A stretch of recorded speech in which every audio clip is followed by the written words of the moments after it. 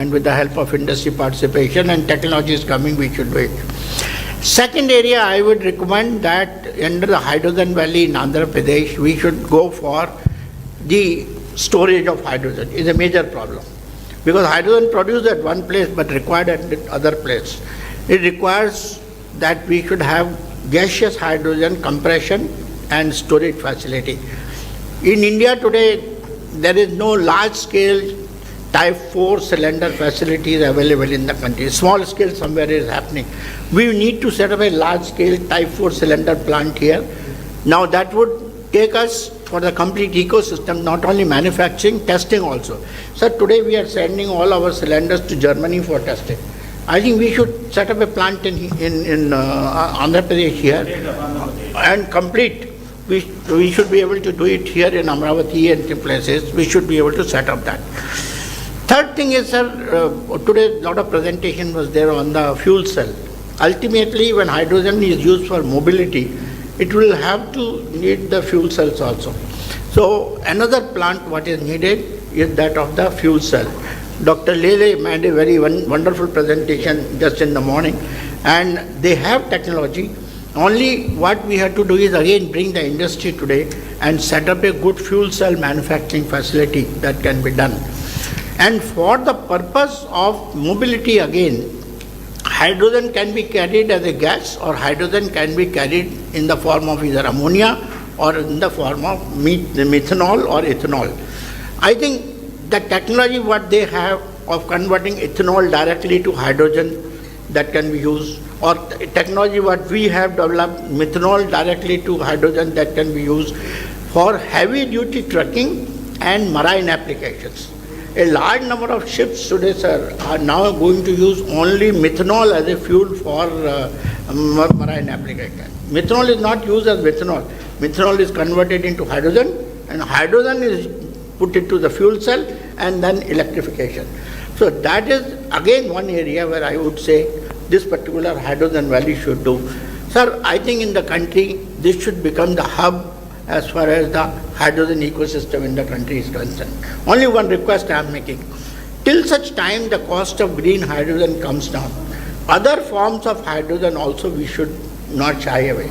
Actually, I want to mention to you that in G20 last year, year before last, we had made all the foreign countries to agree from Niti Aayog that we will work for clean hydrogen. We will not work for only green hydrogen. Our ultimate aim is green hydrogen because that is the zero carbon. But affordability is important, and if I want my steel industry to become a user of the hydrogen or refineries to become user of green hydrogen, the cost has to come down. Blue hydrogen is available, so we should be able to do that today, and it can be produced from number of sources. We can have biomass, we can have coal, we can have natural gas, many other things and those things. All these things can be done in this state, and under your leadership, with the help of industry, I think we should be able to do that. Thank you, sir. Thank you. Sir, now I request Dr. Ashish Lele, Director, CSIR, National Chemical Laboratory. As Dr. Sut mentioned, they have developed the technology to a matured level. Now, Dr. Ashish Lele. Thank you, sir. Thank you for giving this opportunity. I am the Director of National Chemical Laboratory, a premier CSIR lab in the city of Pune. We started working in the fuel cell development area since 2005, and we have come to a stage where we can produce with our industry partner anywhere between 20 to 100 kilowatt fuel cells as standard modules. And then these are modularized. So if you want 200 kilowatt, it will be 2 modules of 100 kilowatt. So depending on which application we are looking for, all of these applications can be configured with the right kind of fuel cells. This is a fully indigenous fuel cell. Every component within the fuel cell also is now indigenized. So we have set up the whole ecosystem. There's a industry partner who is now making large fuel cells and also integrating them with the other parts of the drivetrain, like batteries and DC-DC converters and so on. So we reached a full prototype level. The first indigenous catamaran was launched by the Honorable Prime Minister last February. We have also demonstrated cars, buses, so all of it. So, sir, as Dr. Saraswat very rightly mentioned, in ports there is very large applications for fuel cell based mobility, whether it is catamarans or tug ships and so on, which require anywhere between 50 to 100 plus kilowatt fuel cells.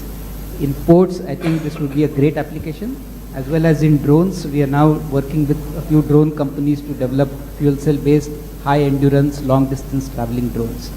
So we'll be very happy to participate in any effort in Andhra Pradesh to take these technologies now to real commercial scale. We have done enough prototyping now. We are looking for opportunities to now scale up and commercialize. So very, very helpful. Thank you. So the Honorable Chief Minister is kindly aware that AM Green has set up their plant in Kakinada with a goal of producing 3 million metric tons of green ammonia. Now I request Dr. Ram Kumar, CTO of AM Green. Sir, respected sir, good afternoon and thanks for this opportunity. So I represent two group companies, Greenco and AM Green. Greenco is a renewable energy company which produces green electrons, and AM Green is the green molecule company which is launched last year.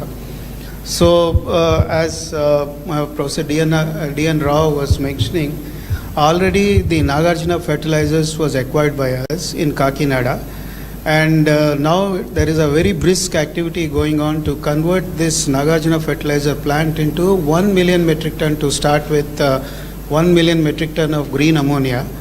And to support that, sir, we are setting up 1680 megawatts of electrolyzer capacity for producing green hydrogen, because with green power and green hydrogen we are going to produce the green ammonia. And sir, you will be very happy to know that from Andhra Pradesh, for the first time in the country, we have finalized the supply contract for November 27 from Kakinada Port to supply green ammonia produced in Kakinada all the way to Europe to Uniper, a company, German-based company. Already firm contracts have already been placed, sir. Our first supply will start by end of November 2027. And apart from this, sir, you are already aware, I was told that you and your other cabinet colleagues have already visited world's largest pump storage hydro project at Pinnapuram, which is nearer to Kannur. And sir, the distinction of this project is that it is a 2 gigawatt capacity storage where greenfield lower reservoir of water and upper reservoir of water has been created. It acts as a water battery, and with the help of this pump storage hydro, our renewable power delivered cost round the clock, renewable energy round the clock, RERTC is the normal acronym, is below $55 per megawatt hour. Nobody in the world is betting on this number, whereas we bet this and we won the orders for this. And also our promoters, Mr. Anil Chalmalasetti and Mahesh Kolli, they want to make Kakinada as a green energy hub, and we are planning for 500,000 tons per annum of biorefinery, where we would like to grow the Napier grass, Indian Napier grass, and convert the Napier grass into bioethanol and other value-added products. So for all of them, Kakinada would be the hub in Andhra Pradesh. So I would be very thankful, sir, for the kind support of the government for this. Already we received some subsidy from the government of Andhra Pradesh. Sir, I request Dr. R.K. Malhotra, President of Hydrogen Association of India. He has rich and vast experience in the energy sector. Presently, he is the senior advisor to the Ministry of Petroleum, MNRE, and many agencies. Now I request Dr. Malhotra. Good afternoon, sir. It's a privilege to be in this meeting with you. You are known as a very progressive Chief Minister of the country.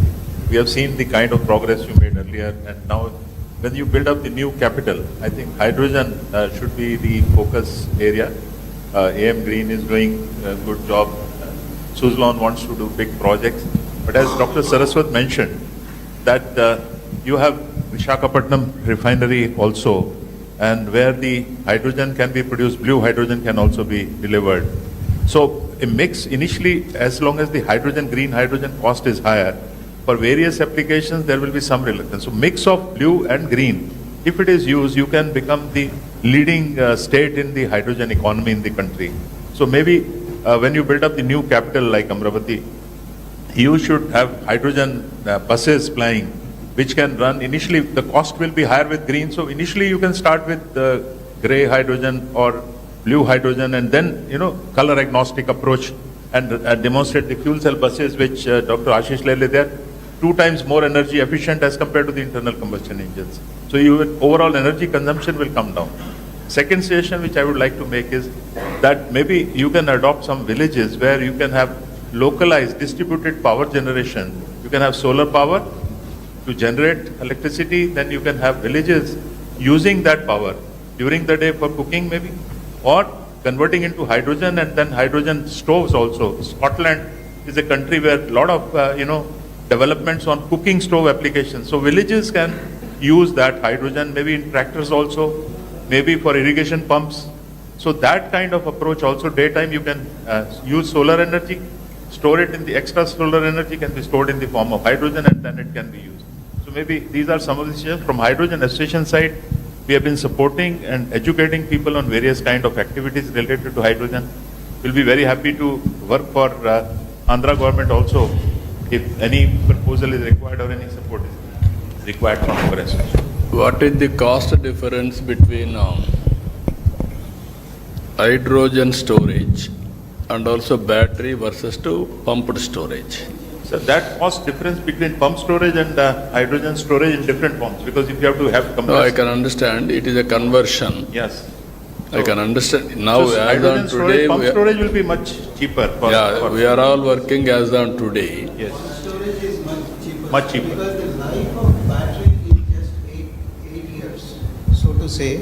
Even if you take the best chemistry battery. So only lithium, temporary, immediate, how to solve the problem, we are going for battery. Even there will be some more innovations in battery, Sir. then it will help. Meanwhile, it will The come. hydrogen storage. Hydrogen storage storage, media. that is another area.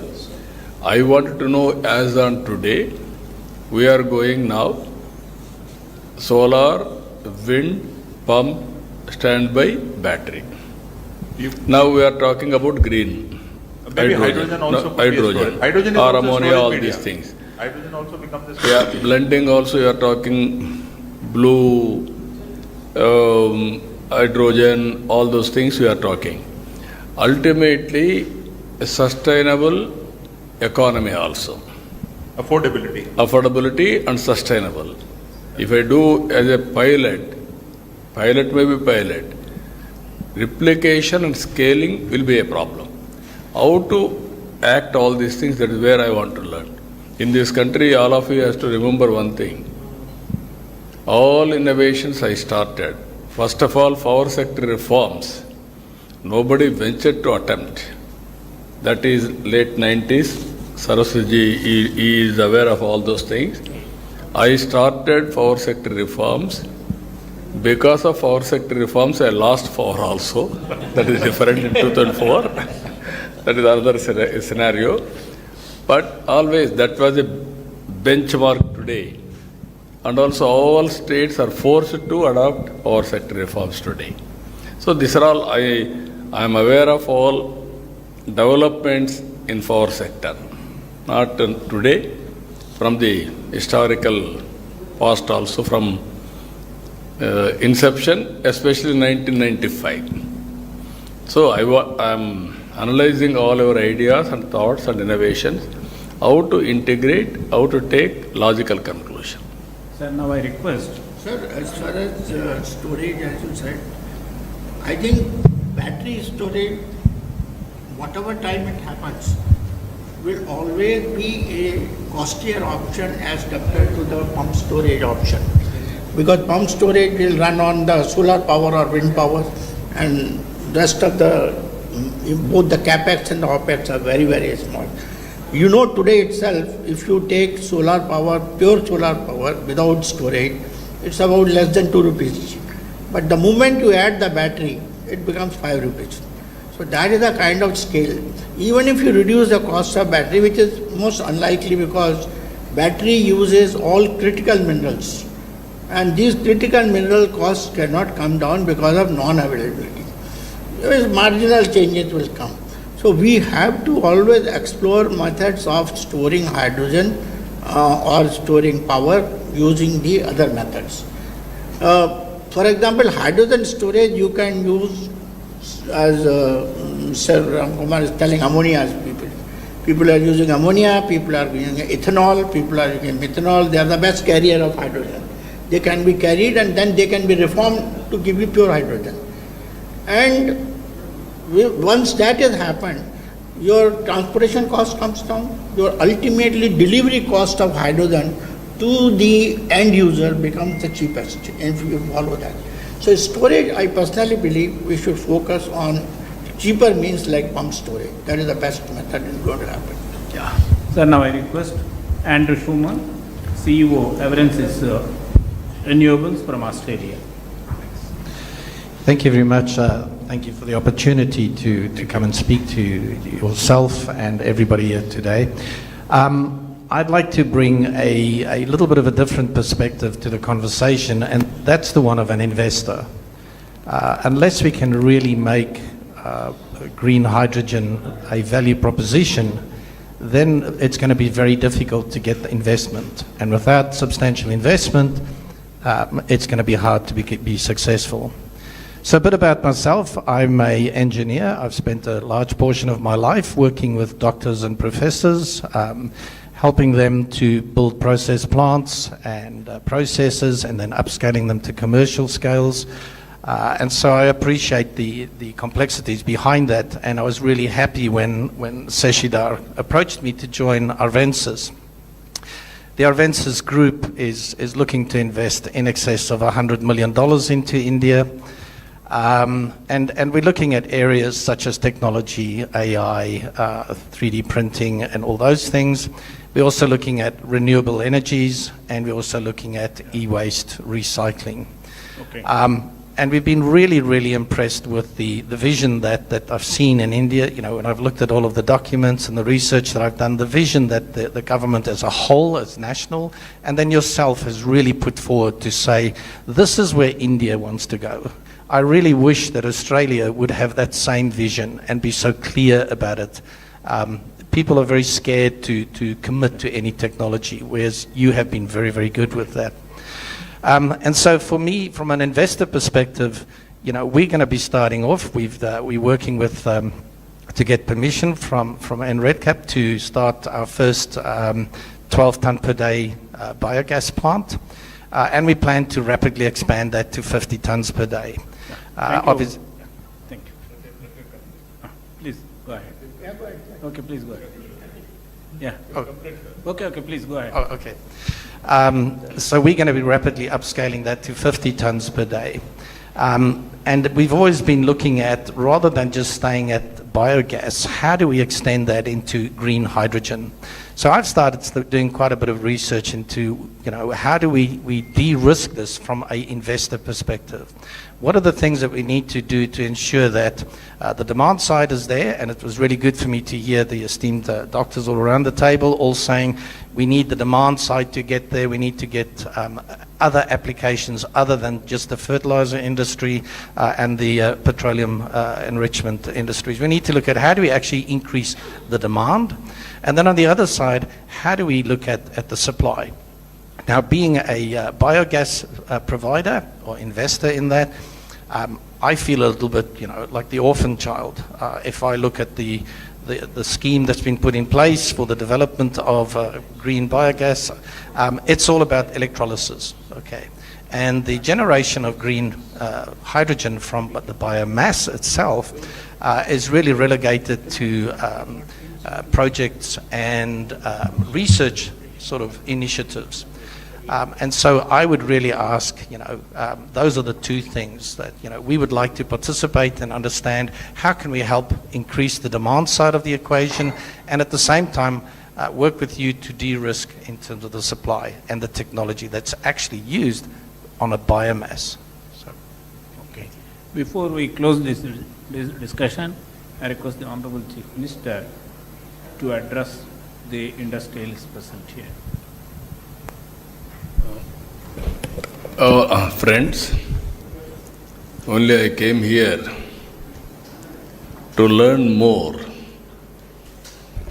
and also adopt all those new technologies, new innovations, ultimately how to reduce the cost of energy. Second angle, because of global warming, how to go for green energy. Once green energy, then towards downstream industries. Storage, ammonia, ethanol, so many innovative ideas. So I am very happy to listen all of you. 2 days you are going to be here. We are having a clear policy. Even our Prime Minister is working in a big way. 500 gigawatt capacity on green energy. That is his mission. With the downstream product also. What all you recommend?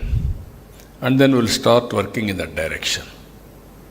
I am very happy as a planning Niti Aayog member has rightly mentioned, Andhra Pradesh will be hydrogen valley. I am assuring you that it will happen. Towards that, how to bring all technologies for convergence and innovations for convergence. Both will work it out. Every year, if necessary, we will review our performance also from now onwards. Benchmarking. Where are we? Next year, what is the target? Then, how to move forward. You want to do any experiments? Best place is Andhra Pradesh. I am assuring you, you test all your R&D research here. And then we'll implement any innovation. You need proof of concept. Otherwise, it is only innovation. That proof of concept we will produce here and we will scale it up. We will take nationally, globally, wherever it is having demand. So I am very happy for that today because there is a seminar also. We will go there. After that, we will have discussions. After 2 days discussions, what all you recommended, my Chief Secretary is looking after energy. He is also having long standing in energy department. I think he is the senior most energy secretary in the country. So, he is the senior most. So I'm very happy to associate with you. We will work together in future. Thank you.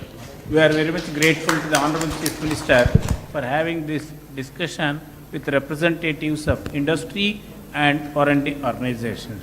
Thank you, sir. We will come back to the government with the recommendations in summit.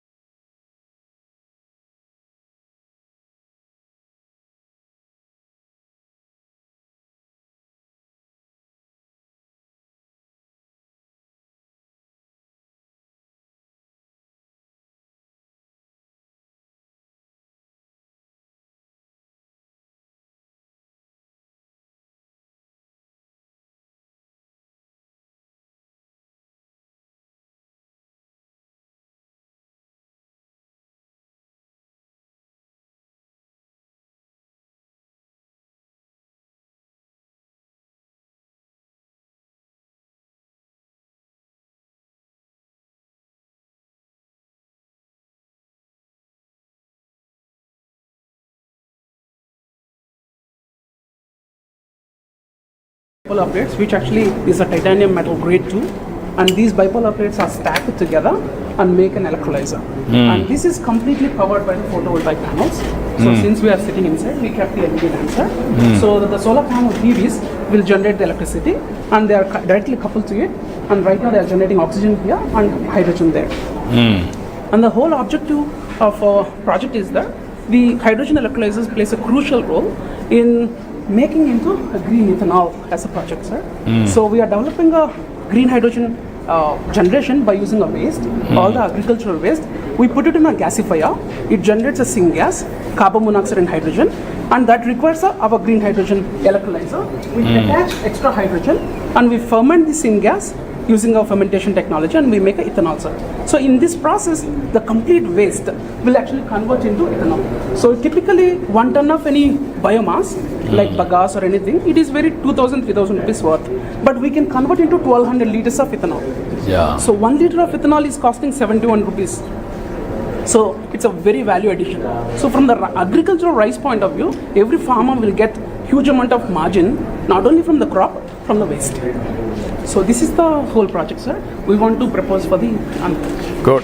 Thank We you. will work it out. Raghu Rajsekaran from KP Industries.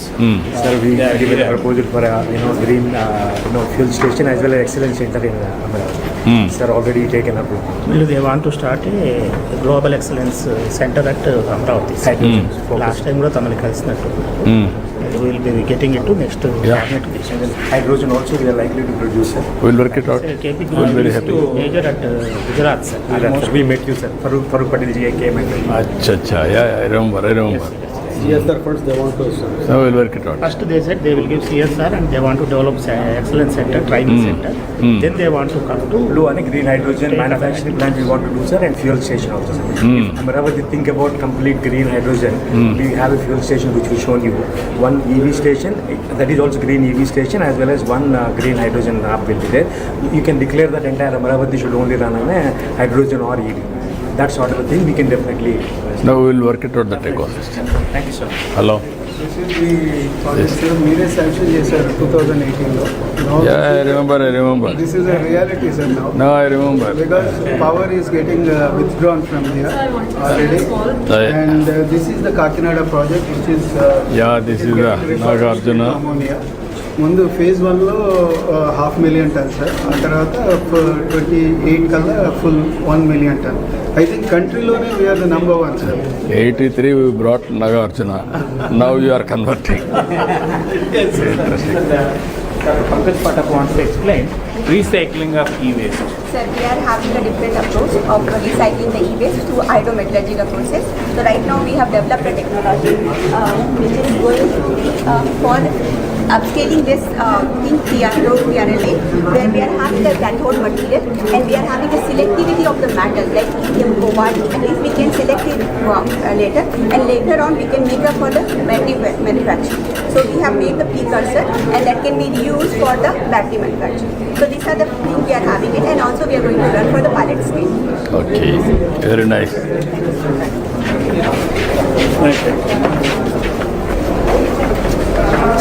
Now we'll go for language. Yeah.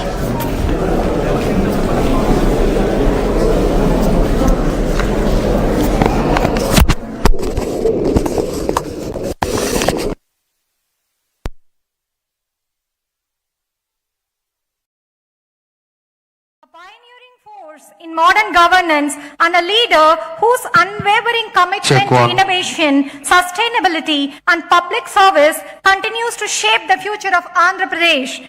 Thank you for gracing this summit, sir. We now request Professor D. Narayan Rao, Executive Director, Research, SRM Group of Institutions, to kindly lead the dignitaries onto the dais.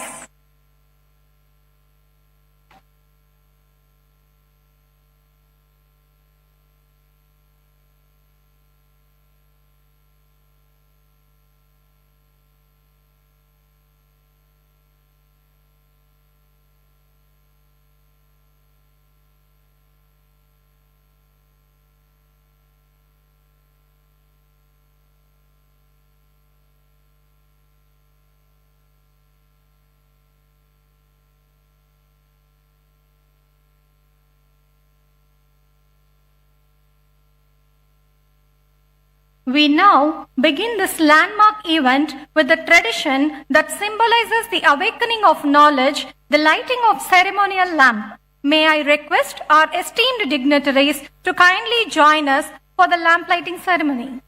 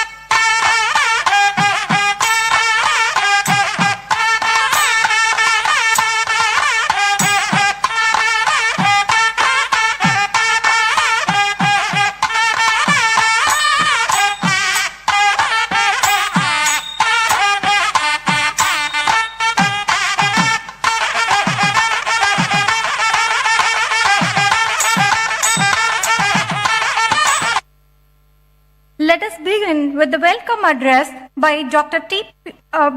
Satyanarayanan, Pro-Chancellor, SRM University, Andhra Pradesh. We request you to kindly deliver the welcome note, sir.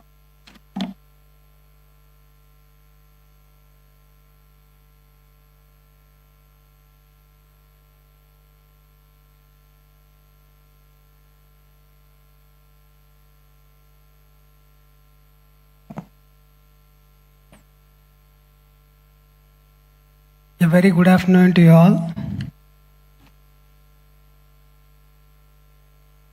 Esteemed guests, scientists, policymakers, innovators, and friends.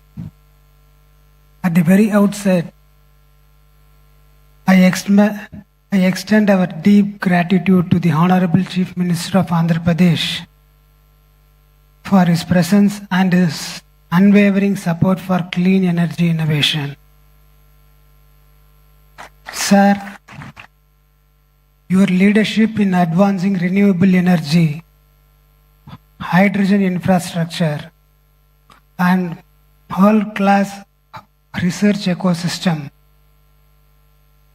continues to inspire not us, the students and faculty, but the entire scientific and industrial community. I warmly welcome Dr. V.K. Saraswat, Honorable Member of Niti Aayog, Dr. Pemesini Chandrasekhar, Honorable Minister of State for Rural Development and Communications, Shri K. Vijay Anand, Chief Secretary, Government of Andhra Pradesh, Dr. Ashish Leela, Director CSIR, National Chemical Laboratory, Dr. Sujit Pillai of National Hydrogen Mission MNRE, Dr. R.K. Malhotra, the President of Hydrogen Association of India, Mr. Pranav Tanti, the President and CEO of Synergen Green Energy Inc. USA, Mr. Anil Kumar, MD and CEO of Greenco, and all other distinguished delegates and the participants.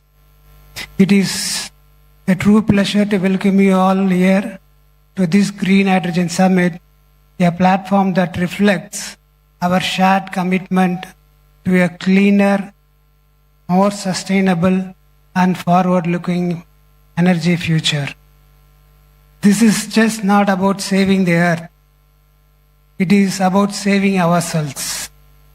The earth will continue to exist regardless of climate, temperature, and terrain.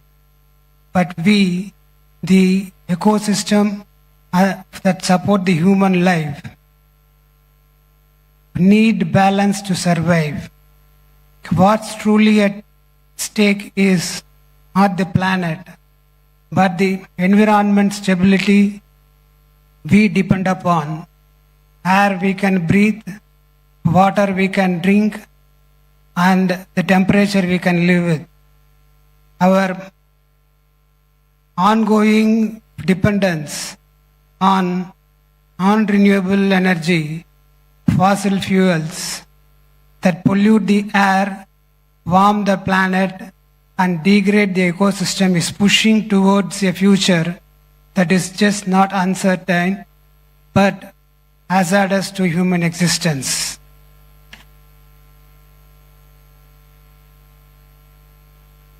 That is why the transition to renewable energy is not just important, it is urgent. And in this transition, the green hydrogen has a very critical role. It is one of the few clean energy sources capable of addressing industry scale needs, long distance transport, grid level storage, and the areas where the batteries and the technologies fall short. Recognizing this, the Honorable Chief Minister has taken a pioneering step by launching Andhra Pradesh Green Hydrogen and Green Ammonia Policy in 2023. This policy outlines a clear vision to produce 500,000 tons of green hydrogen per year and 2 million tons of ammonia per year, backed by strong incentives. From SGST reimbursements, electricity duty waivers, to land concessions and priority port access. These are not symbolic steps, they are concrete foundations to make Andhra Pradesh a national and a global hub for green hydrogen. And what makes this even more inspiring is the mindset behind it. It was on this very stage that Chief Minister once said, being a visionary is a problem. And yet, he chose to envision what others wouldn't. That courage to move ahead despite the weight of uncertainty is what defines his leadership and that makes history. At SRM, we believe in that vision and we are committed to growing with the Andhra Pradesh state. As the Andhra Pradesh builds Amravati as a capital of the future, we at SRM University AP want to grow alongside it to be part of its transformation and history. In line with this vision, we are proud to announce the launch of the SRM Institute of Emerging Technology. At its heart, it will have the Department of Energy Engineering, one of its kind, committed to research, innovation, and skill development in the clean energy space. Apart from this, we are also planning for health engineering, financial engineering, defense engineering, and sports sciences.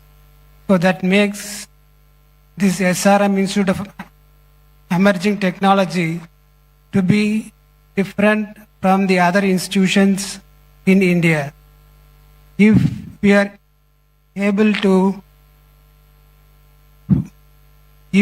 to be the last generation to depend upon fossil fuels, then the next generation must be the first to lead the clean energy revolution. While the government set policies, industries build systems, it is the youth with their ideas, innovation, and courage who will carry this transformation forward. They must not just inherit the planet, they must be empowered to reimagine it. Let us not fail them. Let us ensure that this borrowed planet passed on to us by our ancestors is returned to the next generation in a livable, breathable, and a beautiful form. Let us be the last generation that depended on fossil fuels and at the first that made the clean energy truly universal. Let's work for it. Thank you very much.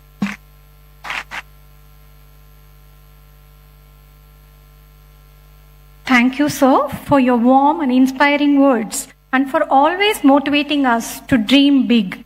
We now invite Professor D. Narayan Rao, Executive Director, Research, SRM Group of Institutions, to set the stage by introducing the vision and purpose of Green Hydrogen Summit.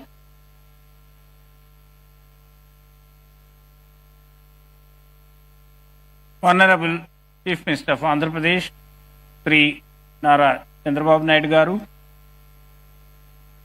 well-wisher and mentor of SRMC AP, and Honorable Member of Niti Aayog, Dr. Saraswat, very sharp and young Minister of State for Rural Development and Communications, Dr. Pemasani Chandrasekhar, President of SRM Group, Dr. Satyanarayanan, the Chief Secretary, Sri Vijayanand, the well-known industrialist, Mr. Pranav Tanti, Professor Malhotra, President of Hydrogen Association of India, Dr. Ashish Lele, Director, CSR, National Chemical Laboratory, Pune, Dr. Sujit Pillai of the National Hydrogen Mission of MNRE, my colleague, Professor Satish Kumar. I extend a warm welcome to all of you, particularly the industrialists who came from different parts of the country and abroad, the delegates of the Hydrogen Summit, scientists, faculty members, research scholars, and my dear friends of print and electronic media. Once again, I have a great pleasure inviting all of you to the Green Hydrogen Summit 2025 being held at SRMC AP today and tomorrow. India's deep commitment to aspirational climate goals, which the Honorable Chief Minister also mentioned in the last few minutes in the discussion meeting, these commitments have been widely acknowledged by the Committee of Nations. India plans to become energy independent by the year 2047. The Union Cabinet approved several science and technology missions, including the prestigious National Hydrogen Mission with an impressive outlay of 19,744 crores of rupees. The key objectives of the mission are making India a leading producer and supplier of green hydrogen to the world, reduction in imported fossil fuels. Expected outcomes of the mission by 2030 are development of green hydrogen capacity of 5 million metric tons per annum, indigenous development and manufacturing of electrolyzers, creating opportunities for employment and economic development. Hydrogen, with its remarkable attributes of high energy density, zero emissions, has a wide variety of applications. With the permission of the Honorable Chief, I want to mention some of the potential applications in this country. Ministry of Road and Transport and Highways will enable adoption of green hydrogen in the transport sector. Ministry of Ports, Shipping and Waterways will play a crucial role for establishing capabilities for export of green hydrogen and its derivatives. Now, hydrogen-powered drones are becoming very popular all over the world. The Honorable Chief Minister has created Drones Corporation of Andhra Pradesh, which could consider to develop hydrogen-powered drones. This will be the first state in the country to develop hydrogen-powered drones. Ministry of Petroleum and Natural Gas will be facilitating uptake of green hydrogen in refineries and city gas distribution. Green steel. Steel production is one of the potential sectors where green hydrogen can replace fossil fuels. Ministry of Steel will drive adoption of green hydrogen in the steel sector. European countries say we'll import only green steel. So this is a great opportunity for Visakhapatnam steel plant to go for steel production using hydrogen. Now I have a request to the young Minister of State for Telecommunications. The backup power requirement of telecom towers presents an apt opportunity to deploy reliable and on-demand renewable energy solutions.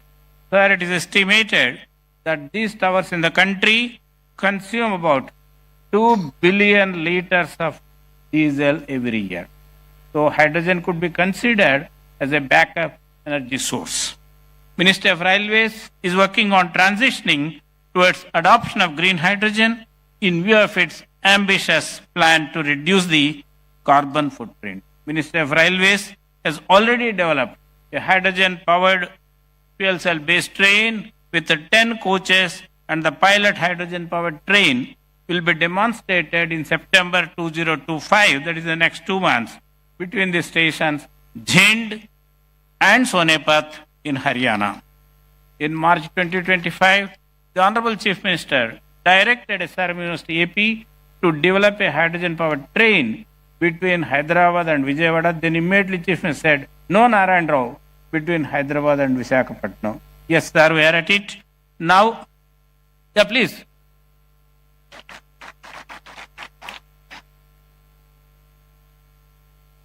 SRM University has an MOU with the Integral Coach Factory of the Ministry of Railways to develop the hydrogen-powered train. Sir, we are at it, working under your direction. We earnestly request the kind support of the Honorable Chief Minister and the Ministry of Railways for the development of this hydrogen-powered train as a flagship project of the state of Andhra Pradesh. Sri Chandrababu Naidu, as an intellectual, is attracted by the aesthetic beauty of science and technology. And as a people's leader, he is greatly attracted towards technology and the promise it holds to transform the state of Andhra Pradesh and its economic development. Let's give a big applause to the aligning with the ambitious plans of National Hydrogen Mission and with a foresight that the first entrance into the business of hydrogen can reap more benefits than others, our visionary Chief Minister has made Pudimadaka near Visakhapatnam as the first and the largest hub of green hydrogen in the country. The Visakhapatnam Hydrogen Hub will be producing about 1.5 million metric tons of green hydrogen per annum, 3 million metric tons of green ammonia, methanol, etc. Green hydrogen produced at Visakhapatnam could be used by Visakhapatnam Steel Plant, HPCL, NTPC, fertilizer industries, and many others. Sir, I am glad to inform the Honorable Chief Minister and the august audience present here that the faculty members of SRM University AP have indigenously developed an electrolyzer which the Honorable Chief Minister just now visited. This can produce 500 kilograms of green hydrogen per annum, and it is being demonstrated during summit. It is scalable to produce 150 tons of green hydrogen per annum. We request the Honorable Chief Minister to consider industry, university, government collaborative venture. We propose to establish an innovation center at SRM University AP to develop indigenous technology to produce, store, and utilize hydrogen as a green fuel. The goal of the proposed center in the next 2 years would be to develop and demonstrate a hydrogen-powered car between Vijayawada and Visakhapatnam, and with refueling facilities along the way. At present, hydrogen costs about 350 rupees per kilogram, which can fuel a car for a distance of 20 to 25 kilometers. The proposed innovation center could bring down the cost to 200 rupees per kilogram of hydrogen by developing more efficient catalysts for electrolysis and reducing the power consumption for producing hydrogen. Sir, you are kindly aware that on 30th June 2025, the government of Andhra Pradesh approved Amaravati Quantum Valley Declaration. IBM will be installing and maintaining a 156 qubit quantum computer at Amaravati Valley on 1st January 2026. Sir, this will be the first and most powerful quantum computer not only in the country and in South Asia. Friends, establishment of Amaravati Quantum Valley is also a catalyst for our green hydrogen mission. The quantum technologies help us design advanced catalysts, develop safer hydrogen storage systems, and create ultra-sensitive sensors for monitoring the safety. With the quantum simulations, we can reduce the cost of hydrogen and increase the efficiency of green hydrogen production. Looking into the future needs courage and insight, and fortunately, our visionary Chief Minister has both. Let's give a big applause. During the exciting decade of 2014-24, the Government of India launched several SNT missions, including the National Hydrogen Mission, National Quantum Mission, National Semiconductor Mission, National Mission on AI. The state of Andhra Pradesh has taken up these missions at an unprecedented fast pace. Dear friends, with all these technological advances and the vision and dynamic leadership of our beloved Chief Minister, the state of Andhra Pradesh will be very different from what it is by 2047, Swarnandhra 2047. Jai Hind, Jai Bharat, Jai Vigyan. Thank you. Now I request all of you to give a standing ovation to this dynamic, visionary Chief Minister.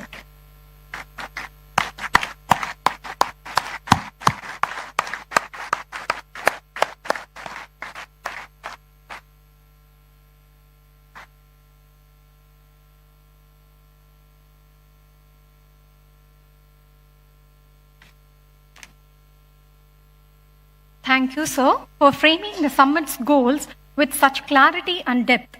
Now, it's our honor to invite Sri K. Vijayanand IAS, Chief Secretary, Government of Andhra Pradesh, to address the gathering.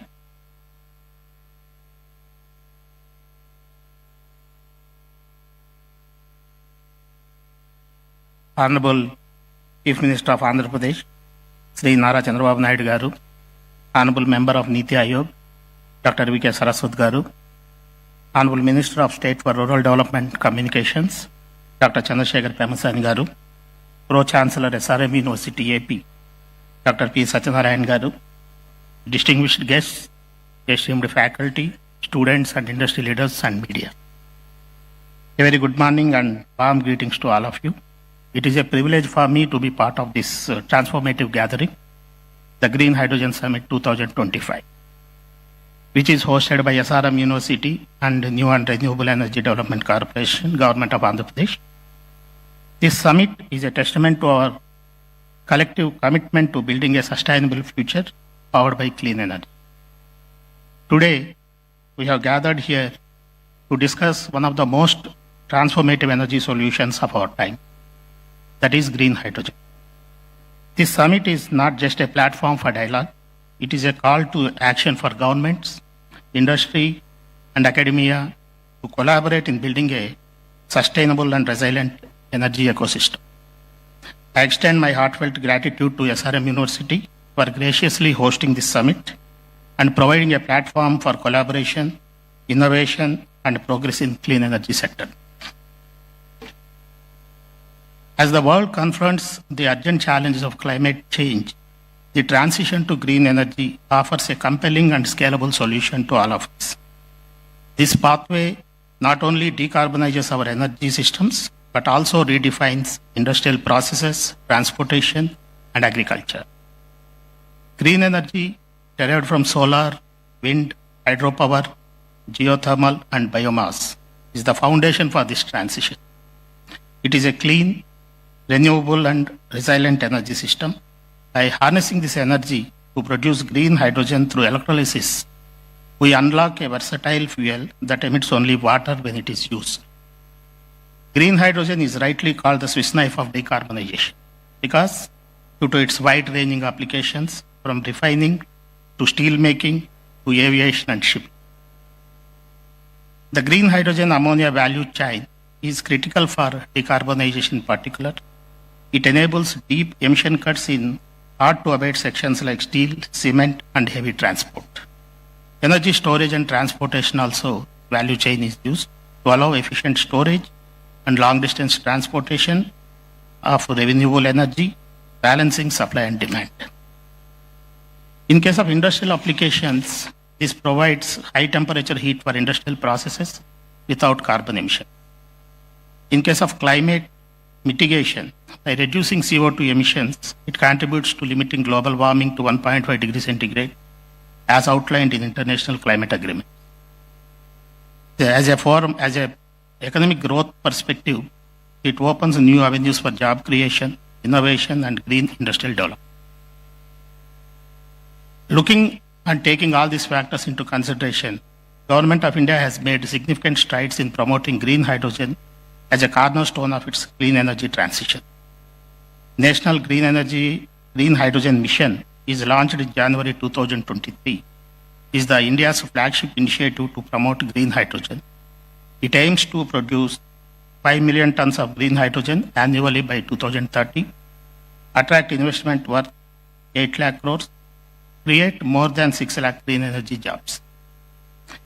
The Strategic Interventions for Green Hydrogen Transition is a program supported with NGHM. It provides for 17,490 crores allocated from 2023 to 2029 as production-linked incentive PLI scheme for electrolyzer manufacturing and hydrogen production. India aims to reduce the cost of green hydrogen from $4.5 in 2023 to $1 by 2030 by leveraging low-cost renewable energy, domestic electrolyzer manufacturing. And India is also focusing on infrastructure and export strategy and building a scalable hydrogen ecosystem for industry and transport. Strategic partnerships through India, Middle East, Europe Economic Corridor to boost hydrogen exports. Government of Andhra Pradesh, under the visionary leadership of our Honorable Chief Minister, Sri Nara Chandrababu Naidu Garu, we are playing a strategic role in this entire program. Andhra Pradesh is proud to be at the forefront of this India's clean energy revolution. With abundant RE resources, a proactive government, and a thriving industrial base, we are ready to become Green India, green hydrogen powerhouse. Under Swarnandhra Vision 2047, we are committed to become a hub for clean energy innovation and green hydrogen exports. The state has launched Andhra Pradesh Integrated Clean Energy Policy 2024, which provides a comprehensive framework for green hydrogen production and infrastructure, electrolyzer manufacturing, hydrogen-powered mobility and logistics, export-oriented hydrogen corridors. The state targets around 10 lakh crores of investment in clean energy, and the state is offering capital subsidies, GST relief, stamp duty concessions, and incentives for battery storage systems to attract green hydrogen and renewable energy investment. Recently, India's first integrated green hydrogen hub by NTPC Green Energy, where Government of Andhra Pradesh New and Renewable Energy Development Corporation is also involved. The Honorable Prime Minister has laid foundation stone for 1,200 tons per day green hydrogen at Pudimadaka in January 2025. You are also aware 1 MMTPA green hydrogen based green ammonia manufacturing facility at Kakinada by AM Green Ammonia Private Limited they have already started, they did the groundbreaking, already started the work with an investment of 12,000 crores and creating 2,600 jobs.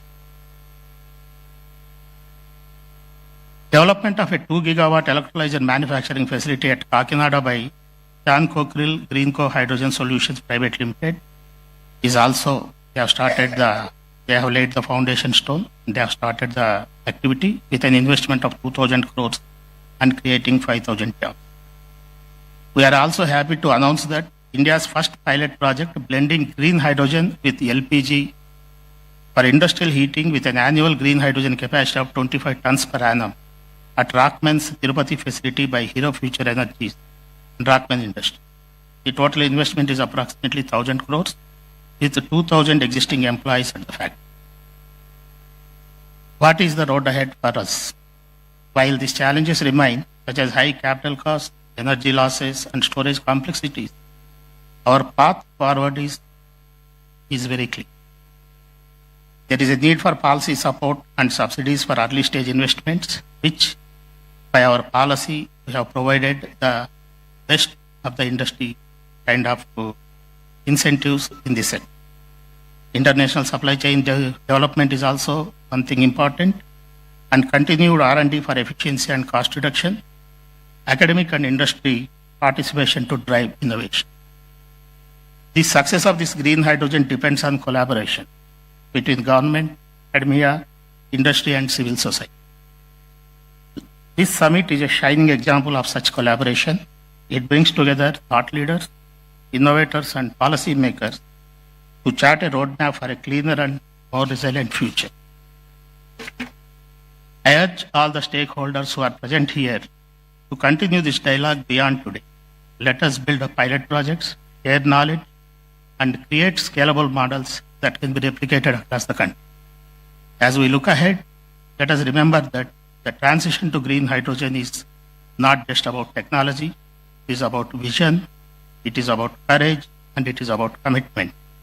And Andhra Pradesh stands ready to lead, and we invite all of you to join us in this journey. Together, let us make Andhra Pradesh a model for sustainable energy and a proud contributor to India's green future. Thank you.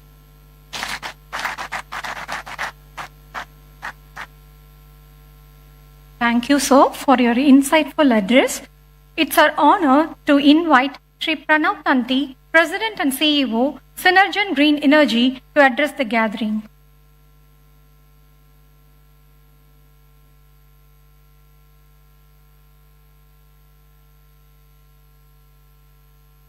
Honorable Chief Minister, Chief Secretary, respected dignitaries, esteemed delegates, distinguished guests, I'm truly honored and humbled to stand here to welcome you. It is for sure a great privilege to welcome you all to the great state of Andhra, where the Green Hydrogen Summit has been established. Andhra Pradesh is delighted to host this remarkable gathering of visionaries, industry leaders, policymakers, future generations, and experts who share a common goal: to harness the potential of green hydrogen as a pivotal force in the transition towards a sustainable and clean energy future.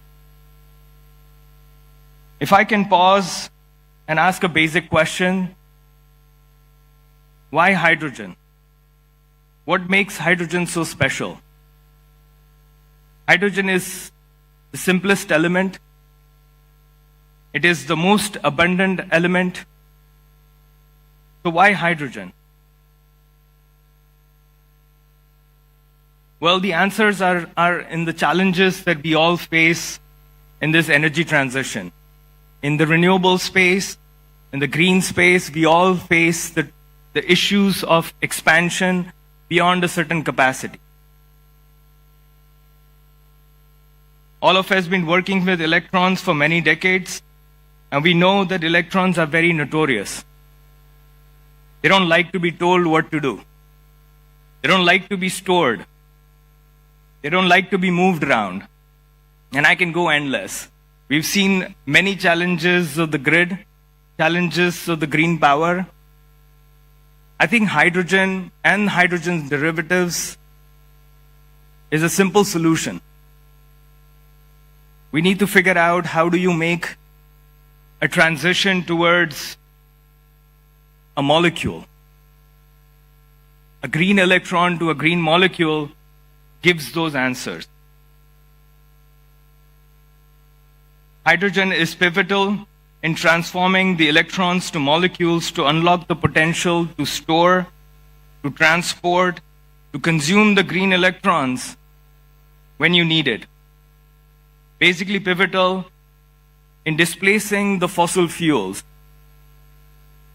Andhra Pradesh, with its strategic initiatives and commitment to clean energy, is proud to lead the way in fostering discussions and collaborations that will drive innovations in the green hydrogen. This all comes with a great vision that the policymakers, the chief ministers, the dignitaries have. This summit serves as a vital platform for exchanging ideas, showcasing advancements, and exploring opportunities for collaborations across sectors. Our company name, Synergen, is coined using two terms, synergy and hydrogen. It's simple as it stands. We strongly believe that the key to unlocking the next phase of expansion is undoubtedly collaboration. We all need to come together as one force to make it a success. We are in the advanced stages of development of green hydrogen and green ammonia manufacturing facility with the capacity to manufacture 40,000 tons of green hydrogen in the state of Texas in US. With this anticipation, we believe that the commissioning is possible in 2028, and a combined capex of renewable energy and a green fuel of $2 billion. This was only possible because of the efforts we put in fostering partnerships and collaborations over the last 4 years.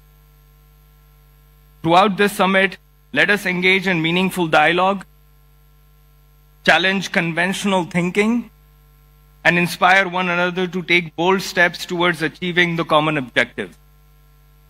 Your insights, experiences, and commitments will lay the groundwork for transformative change. Once again, welcome to the Green Hydrogen Summit at Andhra Pradesh. Let us harness the power of collaboration and innovation to fuel the sustainable future for the generations to come. Thank you. Thank you, sir, for your inspiring message. It's our immense privilege to invite a distinguished architect of India's science and technology policy, Dr. V.K. Saraswat, Honorable Member, Niti Aayog, Government of India. A driving force behind India's strategic advancements, Dr. Saraswat's insights continue to shape the nation's innovation landscape. We request you to deliver the keynote address, sir.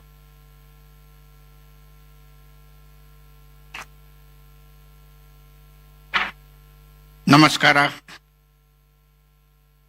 Very good afternoon, Honorable Chief Minister of Andhra Pradesh, Shri Chandrababu Naidu Garu, Honorable Minister of State, Dr. Chandrasekhar, Shri Satyanarayan, and many of my colleagues, distinguished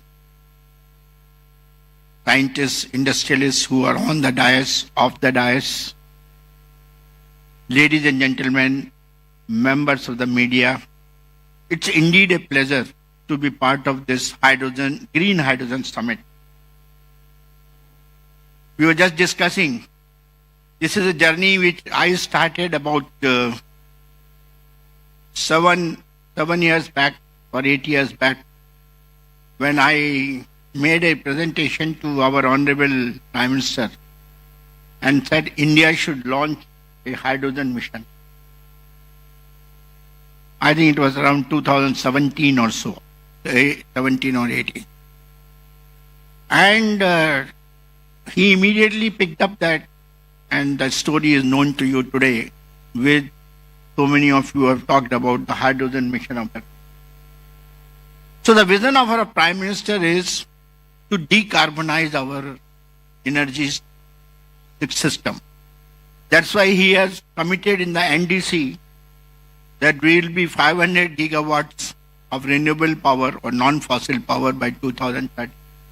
He has also committed that we'll have energy intensity committing reduced by 45%. And we will have more than 2.3 billion of carbon absorption, so that we can have through afforestation that much of CO2 that can come. And ultimately net zero by 2070. Now what is the role in this? Because energy is such a sector which is so open. We have been depending upon fossil fuels for energy for the last so many decades and almost a century. And now we have worked out under the leadership of our Honorable Prime Minister the energy mix for our country. The energy mix for the country today is that we will work on mostly on the renewable energy. That's why we said 50% by 2030. We will work on alternate fuels, non-fossil fuels, alternate fuels which are less polluting like ethanol, methanol, ammonia. We will give a major push to nuclear energy. That is another area which you might have heard in the recent past. It has been announced in the last budget that India will have 100 gigawatts of nuclear power by 2047. Why do we need nuclear power? Because when you talk of renewables, it has its own vagaries with respect to variations in the availability. And for meeting that base load requirement, the most non-polluting form of energy is nuclear. So that's why the nuclear comes, and now new technologies in nuclear are also emerging, which will be able to meet the requirement of power for difficult to abate sectors like steel, cement, refineries, and so on. In this kind of an energy mix, when we talk of, mobility becomes one of the major requirements because that's another polluting area. And in that mobility, when you talked of alternate fuels, the top cleanest fuel comes is hydrogen. Hydrogen is the cleanest fuel available, and that's why it's called fuel for the future. Unfortunately, or fortunately, we have been using hydrogen in various fields, refineries, petrochemicals, many other areas. And we have been producing hydrogen mostly from the natural gas, sometimes from coal, and sometimes from biomass. After doing a lot of analysis, what are the various means of producing hydrogen, people have started giving it color. Somebody says gray hydrogen, somebody says blue hydrogen, somebody says pink hydrogen, turquoise hydrogen, white hydrogen. Now this kind of a color is mainly based upon what is the total carbon dioxide emission that takes place in the process of production of that hydrogen. That is what it's called, that color is given. But as you want to do the green hydrogen, it has got its own problems with respect to the cost. We know that hydrogen can be produced in the most non-polluting manner through the electrolysis of water using, again, non-fossil energy, that is renewable energy, which is a non-fossil energy. If we can do that, we can get it. But while the cost of renewable energy has come down, but the cost of electrolyzers, which are responsible for electrolysis of water, is even today very high, which results into a differential of almost $4 to $5 with respect to the cost of gray hydrogen or blue hydrogen for that of the green hydrogen. Now, one of the major things which our Honorable Prime Minister mentioned when the National Hydrogen Mission was announced, that as a target, most of the industries should switch over to the use of green hydrogen, so that progressively over a period of time we can 100% switch over to green hydrogen. Knowing very well that to start with green hydrogen is not affordable. But when from Niti Aayog, we started interacting with various industries, whether it was the steel industry or the cement industry or refineries, everybody came to only one point, sir, there is no way we can change over. Two reasons. One is the affordability, because unless the cost of green hydrogen comes to less than $2, the steel industry will say, my cost of production of steel will go up by about 20 to 30%, so I'll remain non-competitive. And same is the story with other sectors also. So what is the answer for that? But we have to ultimately reach the green hydrogen because that is the most non-polluting. In that case, there are intermediate steps that we can take. So that is why in the morning, Dr. Malhotra and Ram Kumar ji and Dr. Lele, everybody talked that we should work on blue hydrogen so that we can penetrate into the industry at the earliest. That will be our motive. And hence, I would put it this way, that we have today, knowing this problem, that, and the world also has recognized this problem of affordability of green hydrogen. So in the G20 discussions, when the G20 was held in India, there was a major dialogue among the various nations. And all nations, after a lot of discussion, said that I think the mission name should be changed from green hydrogen to clean hydrogen. And if you, those of you who had a chance to see the declaration, final declaration, I think it is, that word has been changed to clean hydrogen. And if you now look at the speeches made by most of the Americans and the Japanese and the Germans, everybody is nowadays talking of clean hydrogen. Everybody has realized that the pathway to reach the green hydrogen is through the other processes which are non-polluting. Now, other process which are non-polluting is a blue hydrogen. And we can use the existing fossil fuel resources like natural gas and coal and do carbon capture and utilization and produce blue hydrogen. And the cost of that will be in the region of $2 to $2.5 to $3. That is a kind of a number. And the carbon footprint will be well within the definition which has been given by the MNRE today, that the green hydrogen is green if the carbon footprint is 2 kilograms of CO2 per kilogram of. So it will be very much in that. So we will be meeting both the objectives. Now, opportunities are there because ultimately by 2047 or 2040, we have to make green hydrogen affordable. Our Honorable Chief Minister just now was telling that we have to work today, and Andhra Pradesh has the greatest opportunity to do that, because I know the leadership of Honorable Chief Minister is so great, because I have seen him transforming the IT infrastructure in the state of Telangana, that is Hyderabad, and bringing it as a city which is comparable to Silicon Valley. It became the Silicon Valley of India. That was because of the leadership and the vision of our Honorable Chief Minister. I'm quite certain that India's green hydrogen mission, which is green hydrogen, some numbers were already talked, so I'm not going to repeat. In Andhra Pradesh will be the valley of green hydrogen. All the projects which were narrated by them, I think they are the beginning for that. And I would put it this way, that we have to tread towards reducing the cost of hydrogen production, transportation, storage, and ultimately dispensation to whichever utility it is needed.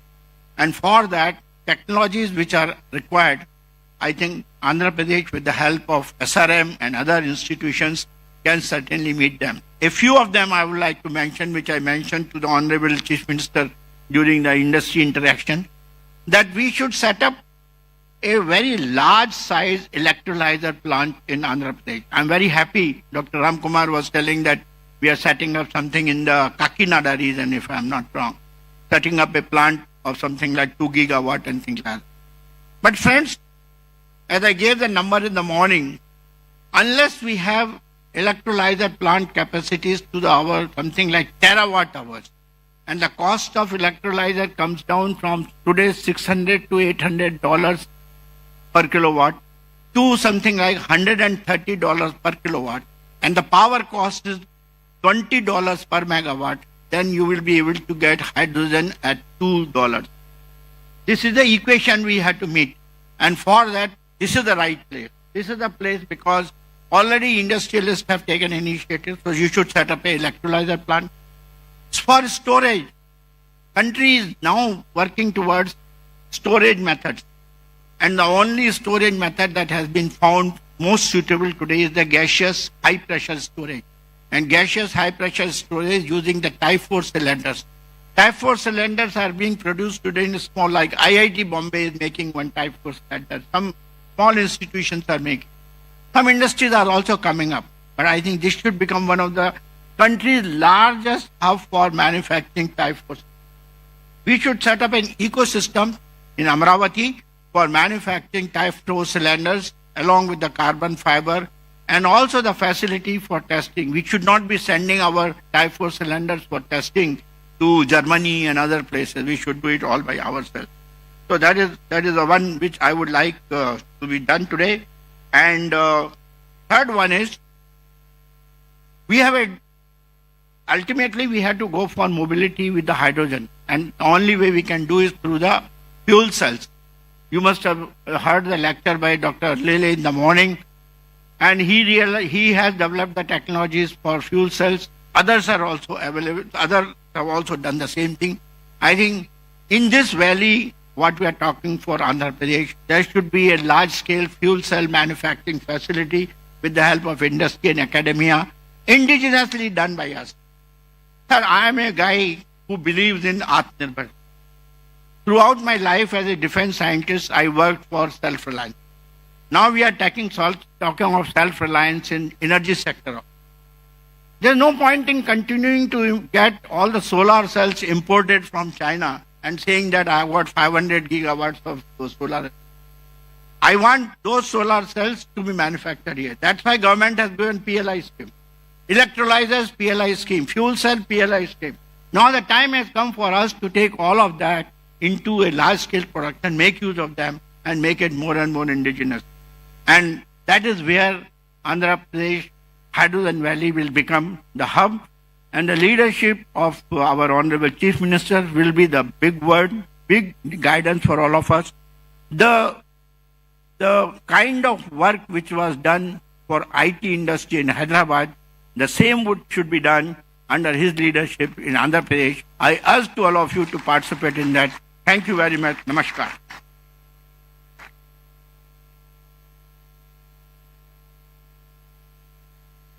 Thank you, sir, for your inspiring words and for highlighting the critical role of green energy in shaping the future of India's mobility and infrastructure. Now, I request Dr. Chandrasekhar Pemasani, Honorable Minister of State for Rural Development and Communications, Government of India, to address the gathering.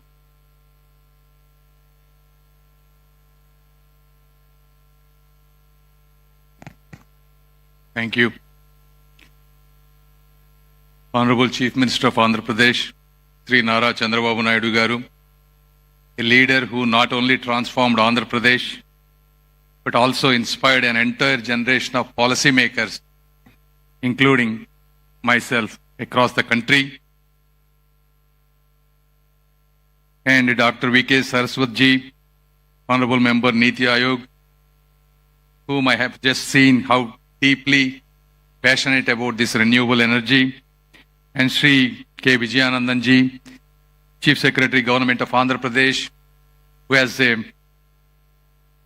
has longest experience in electricity and energy, and all the founders of this university, distinguished guests, including elite industrialists, entrepreneurs, researchers, innovators, media, and everyone. Thank you. Welcome to the gathering.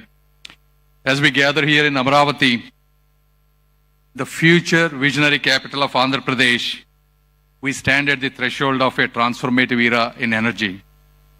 We are at a decisive crossroads where the climate change is accelerating, global fossil fuel reserves are dwindling, and the demand for clean, sustainable energy is rising faster than ever. According to the estimates, by 2040, India will be the largest consumer of energy. Today, we import 40% of primary energy with a spend of 8 lakh crores, that's close to $90 billion US annually. Therefore, the energy security is India's national security. In this process, green hydrogen is not a distant hope. It is the imperative that will architect the future of our nation, our planet, and the generations to come. As everyone has said, green hydrogen is produced through electrolysis, using water and renewable energy, emitting nothing but oxygen and a clean hydrogen. Though the concept of green hydrogen is not new, it is only in the past decade that technological advancements and declining costs of renewable energy, including solar and wind, have made it commercially viable. It holds the unique power to decarbonize the sectors that have stubbornly resistant to change, including steel, cement manufacturing, refineries, chemical, heavy transport, and so forth. Therefore, this is not just about energy, it is about reimagining industrial processes that have defined our economy over a century. And India is uniquely positioned to alter this course. Recognizing this, our visionary Prime Minister, Sri Narendra Modi ji, has come up with this renewable energy policy. India has 300 sunny days every year and a vast coastline ripe for both wind projects and solar power. India has an ambitious target of 5 metric million tons of green hydrogen by 2030. Therefore, the government of India has given a budgetary allocation of close to 20,000 crores. And the goal of these 20,000 crores is to reduce a current 8 lakh crore annual to every year 1 lakh crore reduction. So by 2030, we can largely get to independence in energy. Recognizing this national mission, and our Honorable Chief Minister, who is another visionary leader, wanted to take Andhra Pradesh to be the heartbeat of this hydrogen hub. If you look at his past history, when India was going through national energy crisis in 1999, he introduced bold power reforms despite political repercussions. No other chief minister has dared to do these kind of reforms other than Sri Nara Chandrababu Naidu garu. And these reforms laid the foundation for the state's energy advancements today, reducing cost through solar and wind integration. His vision transformed Telangana into a global height and innovation hub today.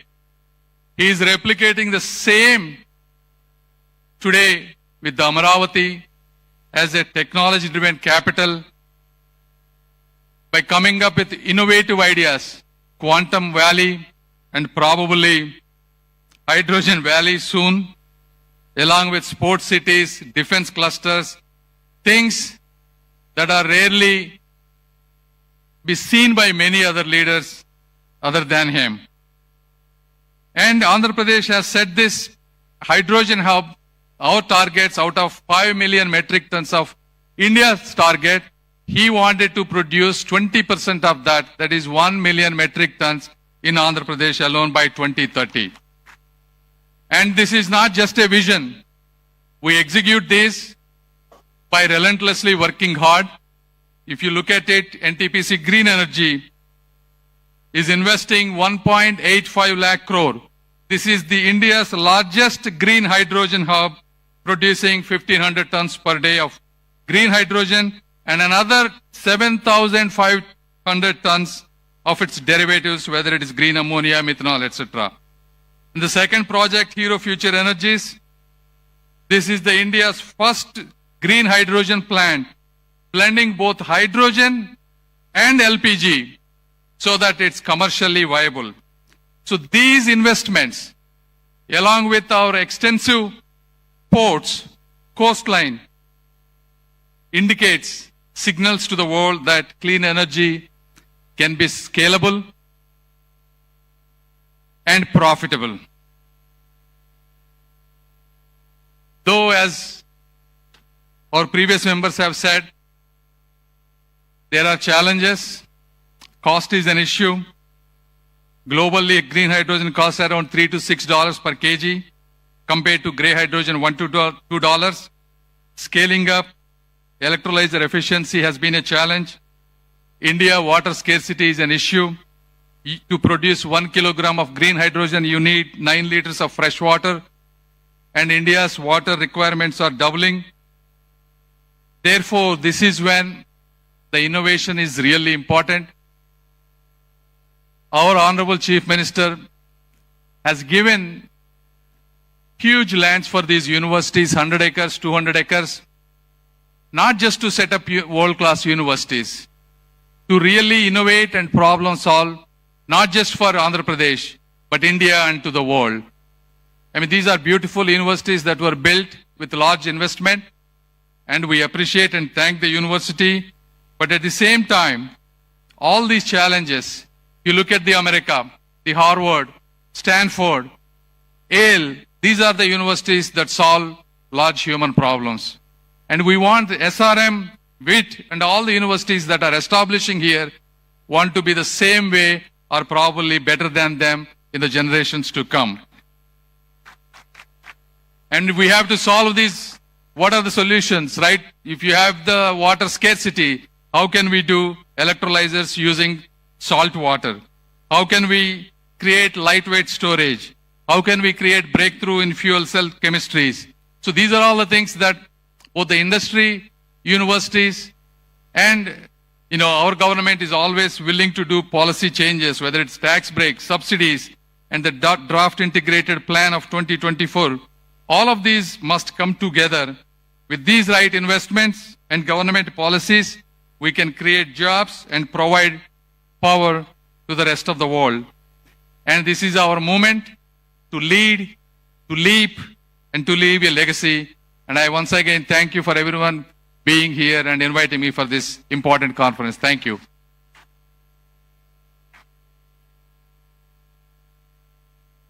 Thank you, sir, for your inspiring words and support.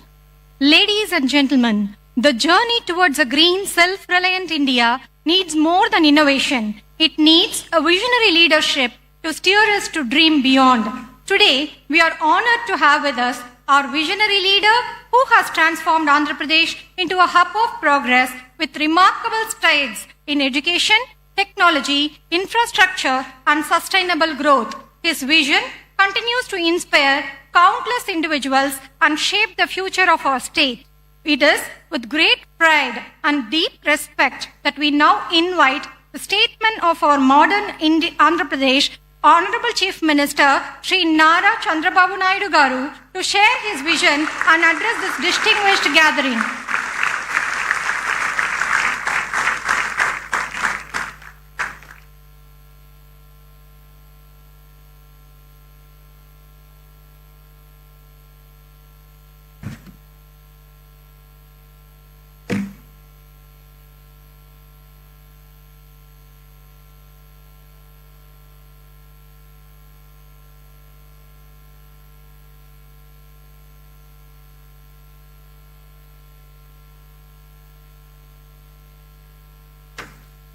Honorable Minister of State for Rural Development and Communications, Government of India, Dr. Chandrasekhar Pemmasani, Honorable Member, Niti Aayog, Dr. V.K. Saraswat, Pro-Chancellor, SRM University, Sri P. Satyanarayana Garu, Chief Secretary, Government of Andhra Pradesh, Sri Vijayanand Garu, Pro Vice Chancellor SRM University, Professor Satish Kumar, Director CSIR NCL Pune, Ashish Lile Garu, President CEO Synergen Green Energy, Sri Pranav Tanti Garu, Executive Director, Research, SRM, respected Sri Narayana Rao Garu, Convener, NHM, Sujit Pillai Garu, and industrialists and friends and media. I am very happy to be here second time after I assumed charge. Today, one of the most important subjects SRM is conducting. Really, I appreciate them. This is Green Hydrogen Summit 2025.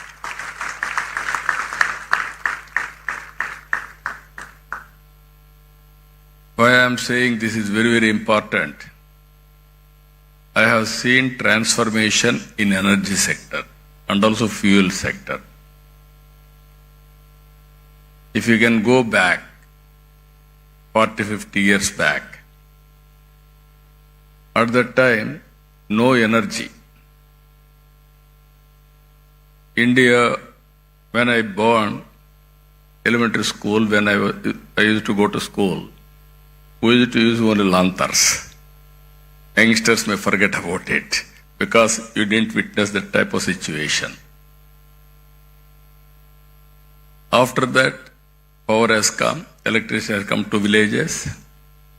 That is a big news and also very, very surprise.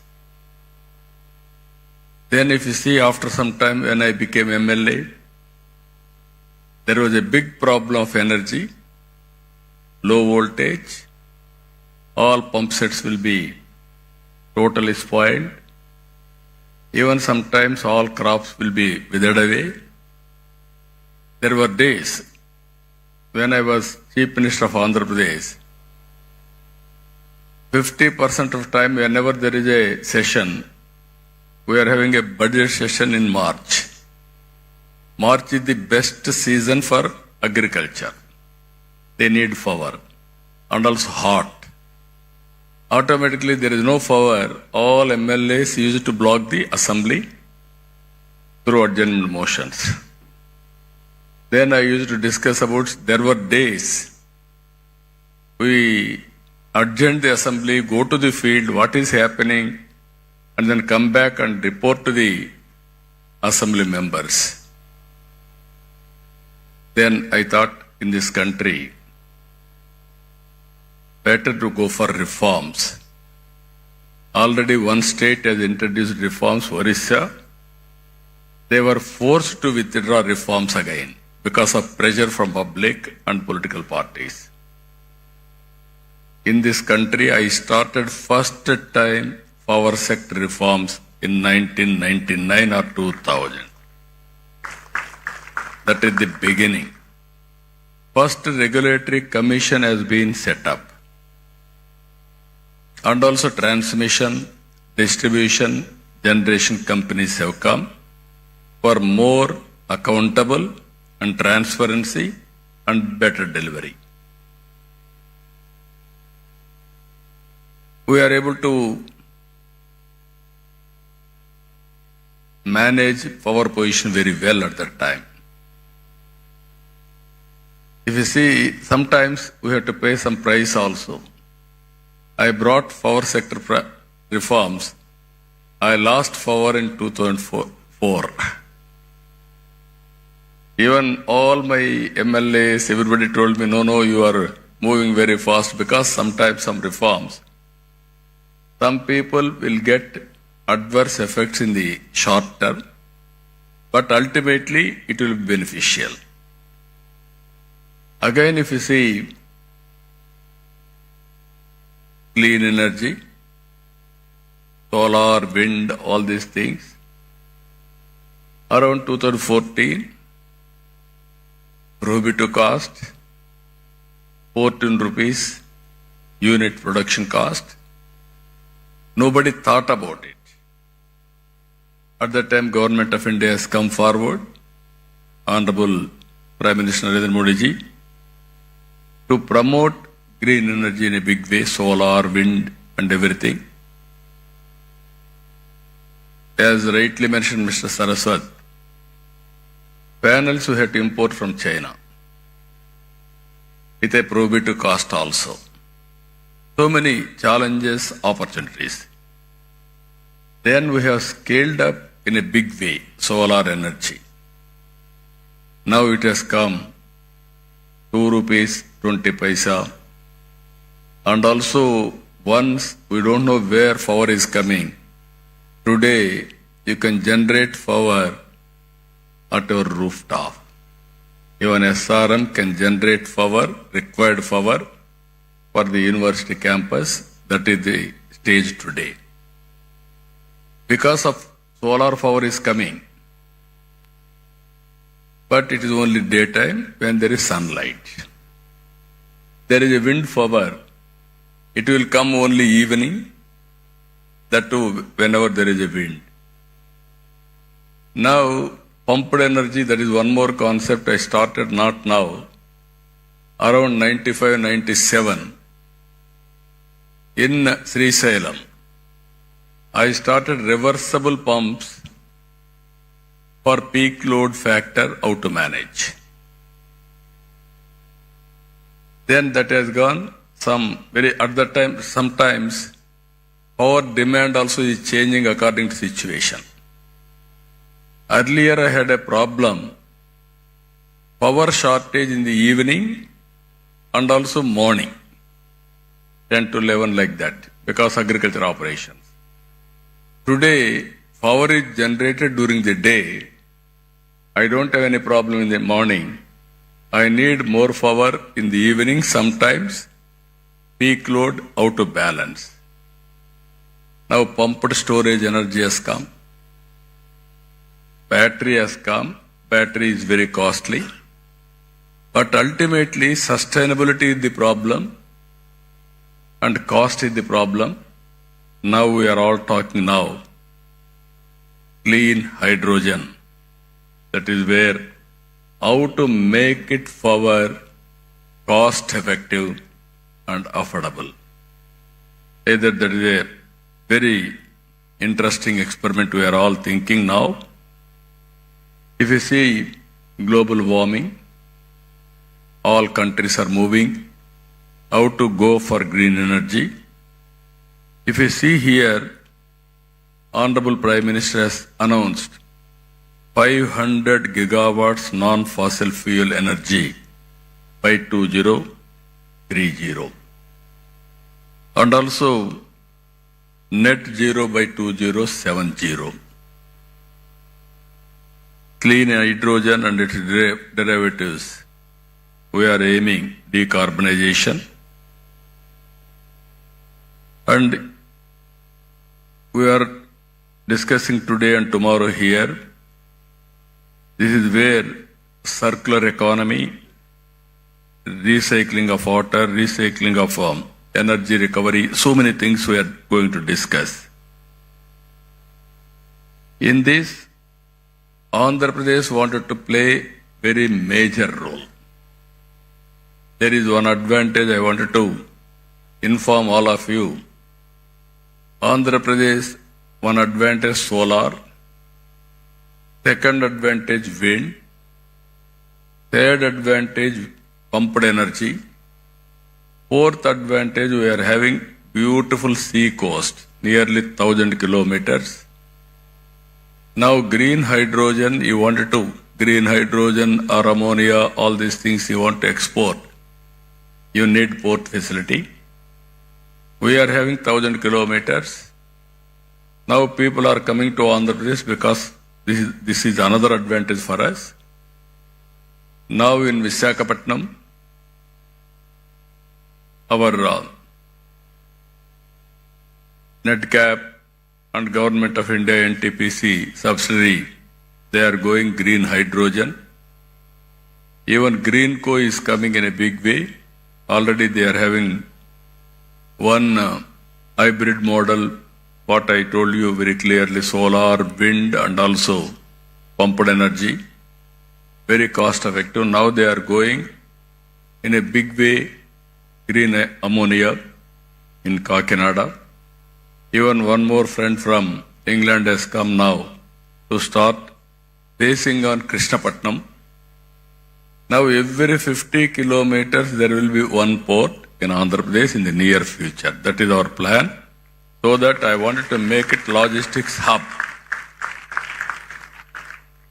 If you see water is available, even I can say my chief secretary, who is an energy secretary also, he had an abundant experience in energy.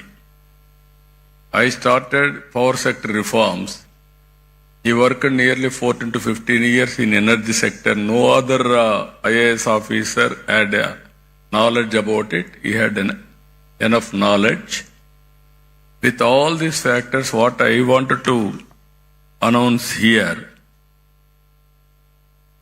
even Andhra Pradesh wanted to contribute nearly 160 gigawatt capacity of green energy in the near future out of 500. This is the policy we have announced with 10 lakh crores investment and also 7.5 lakh employment, and also green hydrogen and its derivatives 1.5 million metric tons per annum, electrolyzer manufacturing capacity 3 gigawatt, solar energy projects 78.5 gigawatts, wind energy projects 35 gigawatt, pumped storage energy 22 gigawatts. No other state is having this advantage. They may not have water or also hydrological balance also. Even we are going battery energy storage system 25 gigawatt forever. That is this is also needed as of today. Ethanol 15,000 kiloliters per day. Bio CNG, CBG 10,000 tons per day. Clean tech manufacturing 20 gigawatts. Mine module molecular. Even we are going electric vehicle charging infrastructure, nearly 500 stations. For this, we have given excellent incentives. You can go ahead. You can see incentives. Even incentives for electrolyzer manufacturing also one of the best policy. If anybody is giving better than us, you tell us, we will correct it, we will update it, we will provide all the incentives, number one incentives in the country. That is our commitment. So far, even so many companies have come. Even Reliance Industries has come. 500 compressed biogas plants. They are going to spend 65,000 crores. They are going to create 250,000 employment. Even Renew, largest RE complexes in the country, was held in Guntakal. They are going to spend 22,000 crores and also 1.50 gigawatt renewable energy project, along with one GWH PESS in 2 phases with the employment generation of 4,000. Even Power Renewable Energy Private Limited signed MOU. This is 7 gigawatt wind, solar, hybrid power projects with an annual estimated investment of 49,000 crores and employment potential of 33,000 employment. So this is where another company, AP, I told you already, NTPC and NetCap, Greenco also. Very interestingly, if you see history, in 83 my party announced fertilizer plant in Kakinada.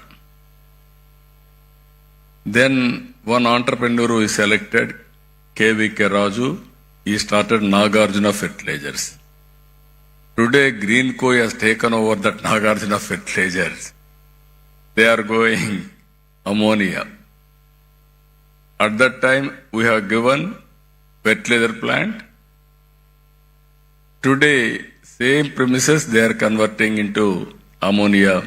That is the change we are doing. That is the change it is happening.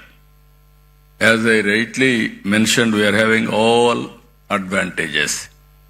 Solar, even some states, some countries, they may have some advantage, sometimes some missing. In Andhra Pradesh, we are having all advantages. Solar, wind, pumped energy, even water is also important for pumped energy. So water is available. And at the same time, if you see further, ports are very, very important for exports. Even green hydrogen, we need water. We are having water. There is a problem, we are having sea also. We can use water from seawater also for conversion, all these things. That is plenty of water is available in Andhra Pradesh. With all these things today, I really appreciate SRM for conducting historical meeting in Amaravati. Why I am saying historical meeting? Recently, originally if you see, Hyderabad I started iTech City focusing IT.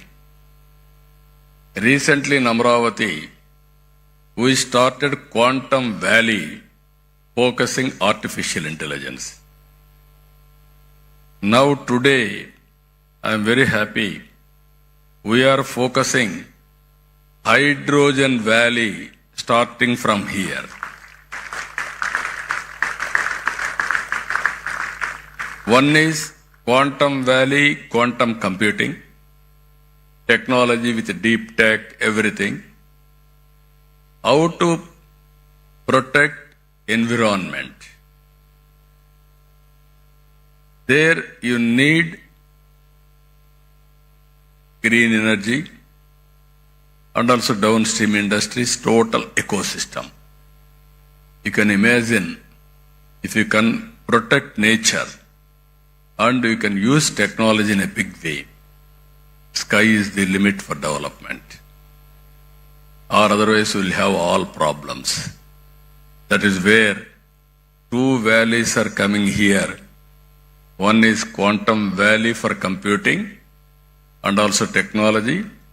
One is Green Hydrogen Valley from here to protect nature for sustainability. That is very, very important. Here I am asking SRM. They have done good work.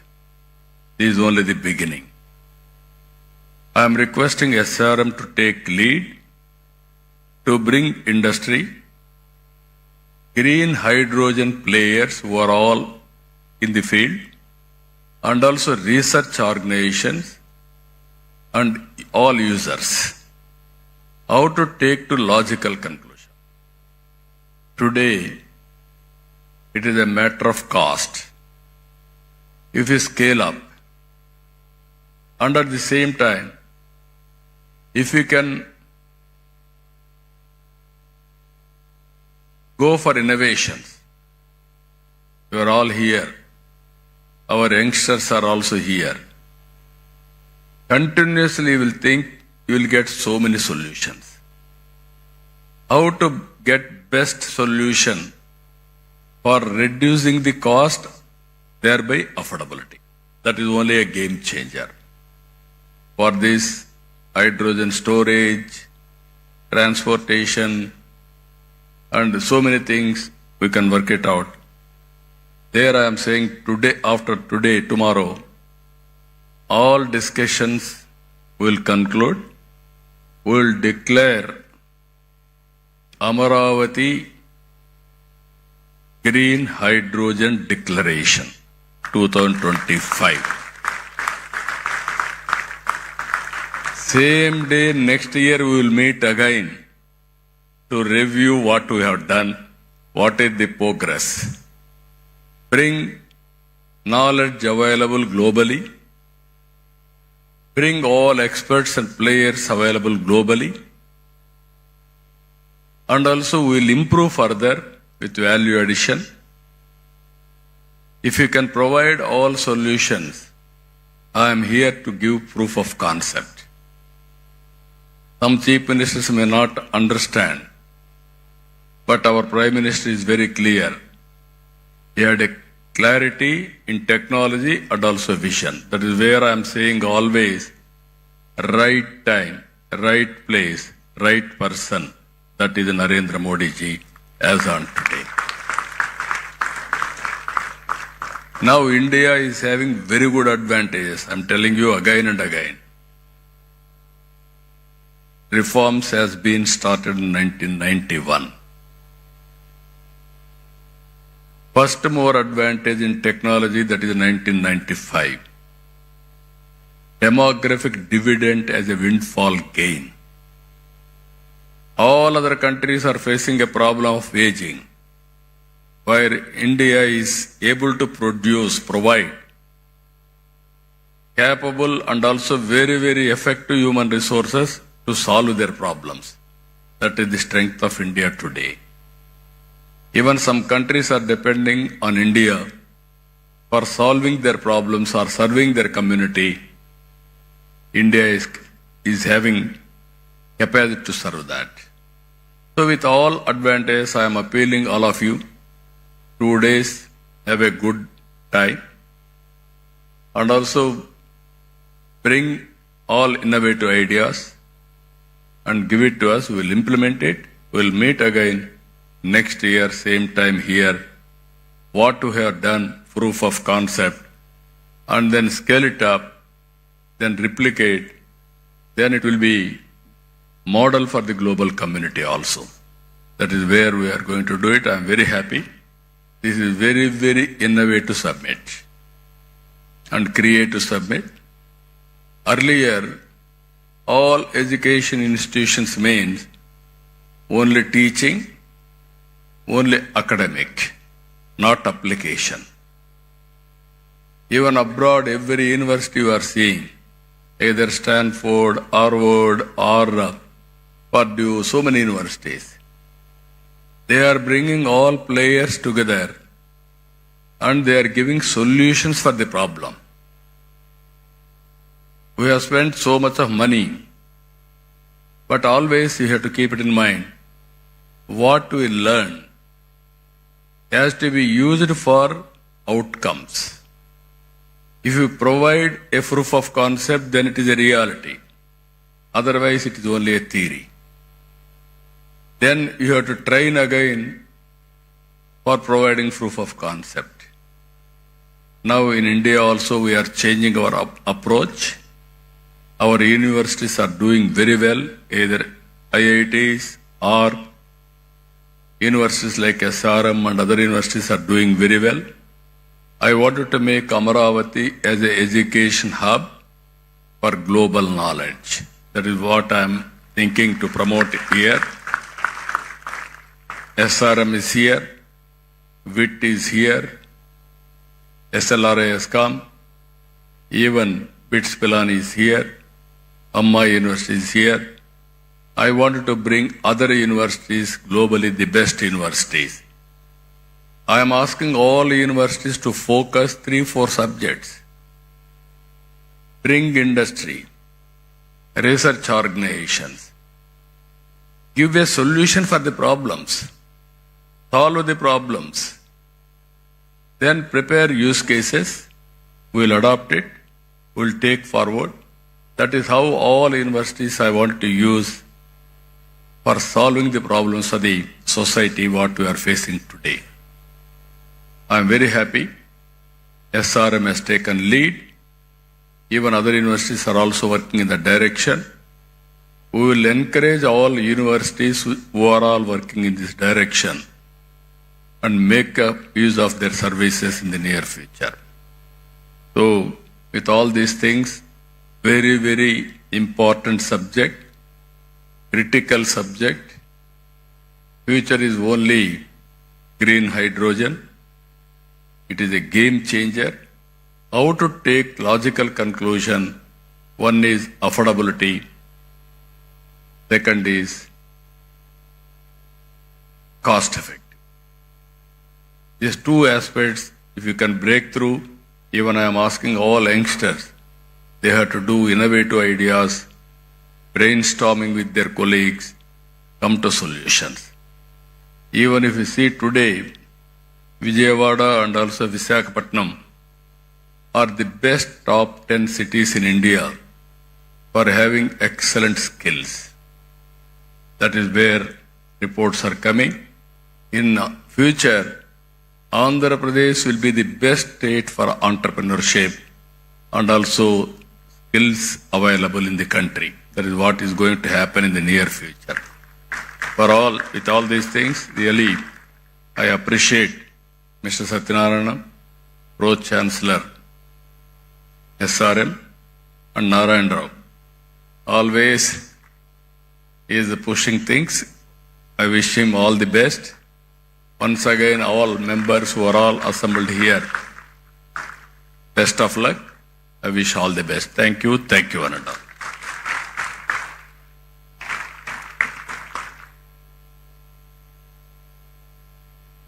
We are immensely grateful for having you here, sir, and for sharing your vision of positioning Andhra Pradesh at the forefront of the global green hydrogen revolution.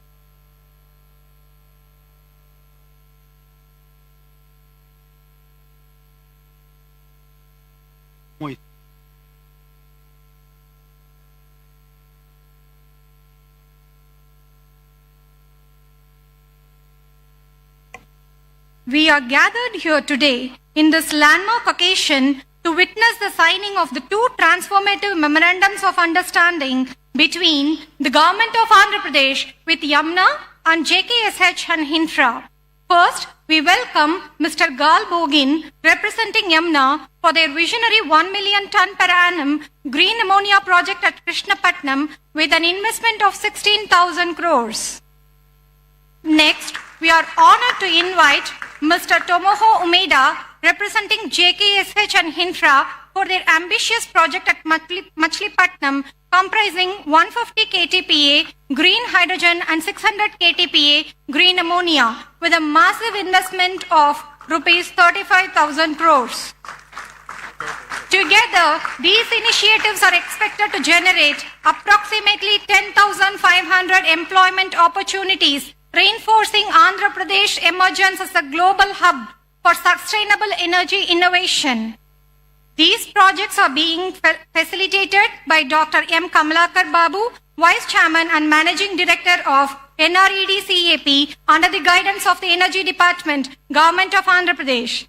Let's now proceed to the ceremonial signing of the MOUs, symbolizing a shared commitment to clean energy, economic development, and the global collaboration.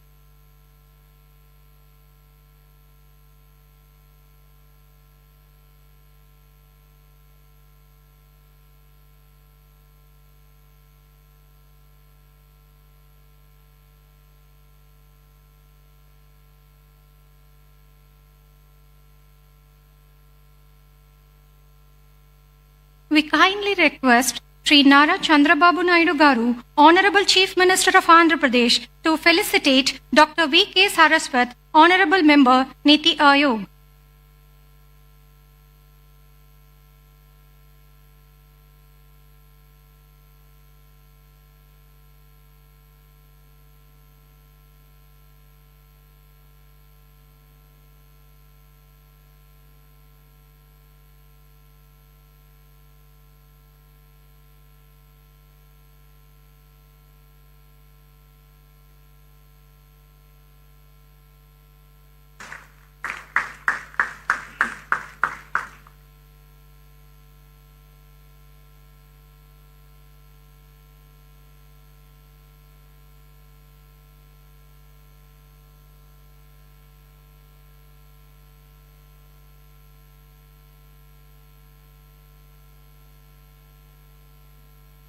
We kindly request Dr. P. Satyanarayanan, Pro-Chancellor, SRM University, Andhra Pradesh, to felicitate Sri Nara Chandrababu Naidu Garu, Honorable Chief Minister of Andhra Pradesh.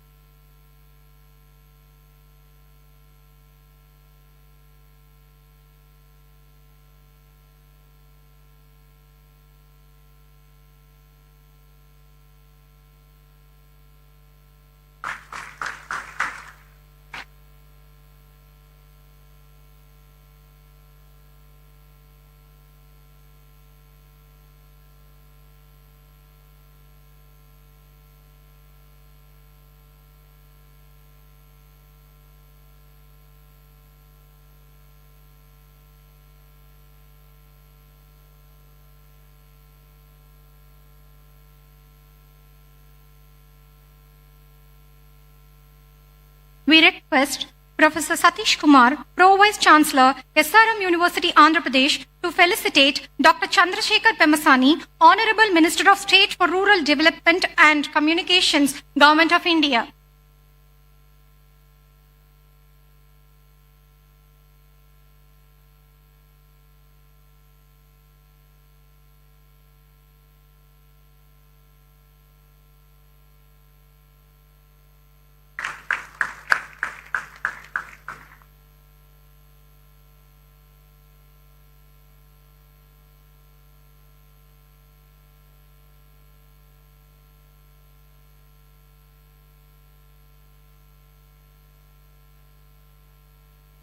We kindly request Sri Nara Chandrababu Naidu Garu, Honorable Chief Minister of Andhra Pradesh, to felicitate Dr. V.K. Saraswat, Honorable Member, Niti Aayog.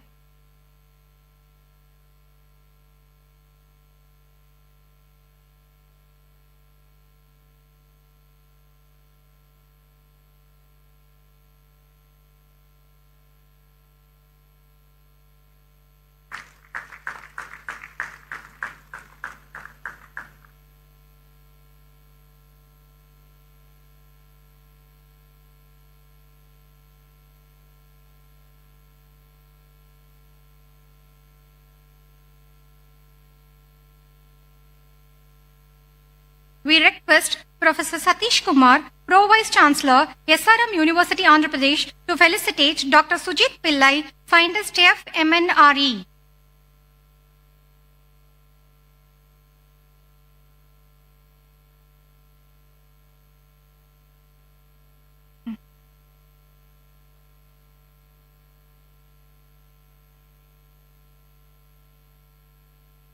We request Professor D. Narayan Rao, Sir, Executive Director, Research, SRM Group of Institutions, to felicitate Dr. Ashish Lele, Director, CSIR, NCL, Pune.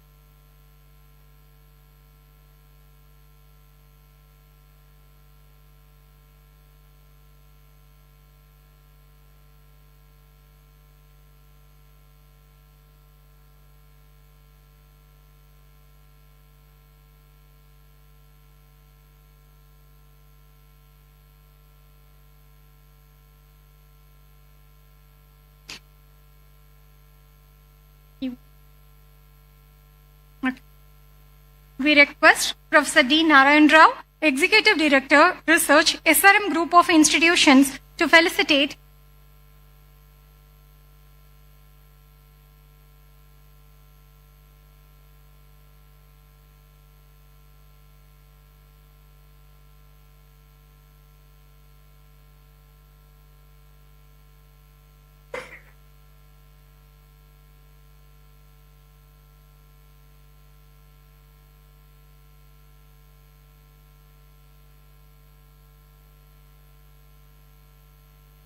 we request Professor D. Narayan Rao, Executive Director, Research, SRM Group of Institutions, to felicitate Dr. Ashish Lele, Director, CSIR NCL Pune. We request Professor D. Narayan Rao, Executive Director, Research, SRM Group of Institutions, to felicitate Dr. R.K. Malhotra, President, Hydrogen Association of India.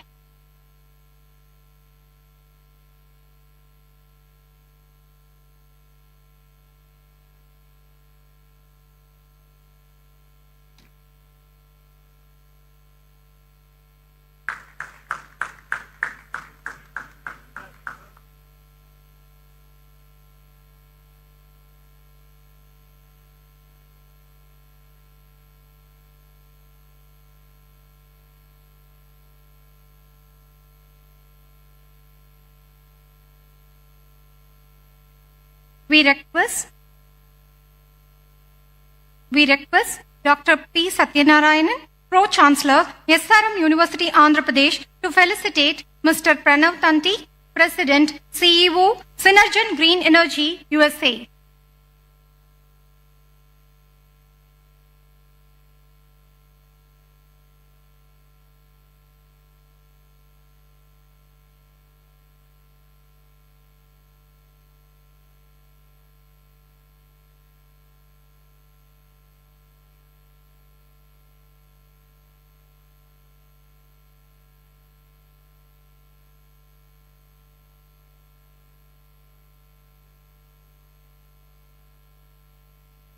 We request Dr. P. Satyanarayanan, Pro-Chancellor, SRM University, Andhra Pradesh, to felicitate Shri K. Vijayanand, Chief Secretary, Government of Andhra Pradesh.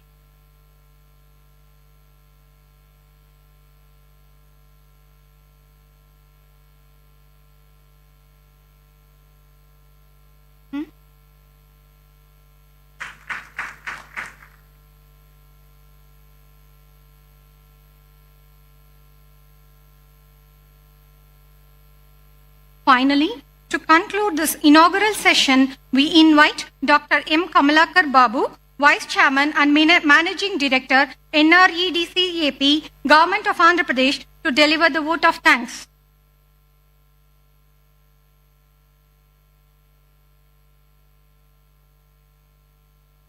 Sir, on the occasion of Green Hydrogen Summit 2025 today, it's my privilege and honor to deliver the vote of thanks at this landmark and inspiring inauguration ceremony. Sir, first and foremost, I extend our deepest gratitude to Sri Nara Chandrababu Naidu Garu, Honorable Chief Minister of Andhra Pradesh, for his visionary leadership and Swarna Andhra Pradesh 2040 vision, 47 vision. His commitment to sustainable development and the transformative integrated clean energy policy 2024 has laid down the foundation of Andhra Pradesh to emerge as a national leader in green hydrogen and also renewable energy innovation. Under his guidance, the state is not only attracting massive investments, but also creating ready employment opportunities for lakhs of youth.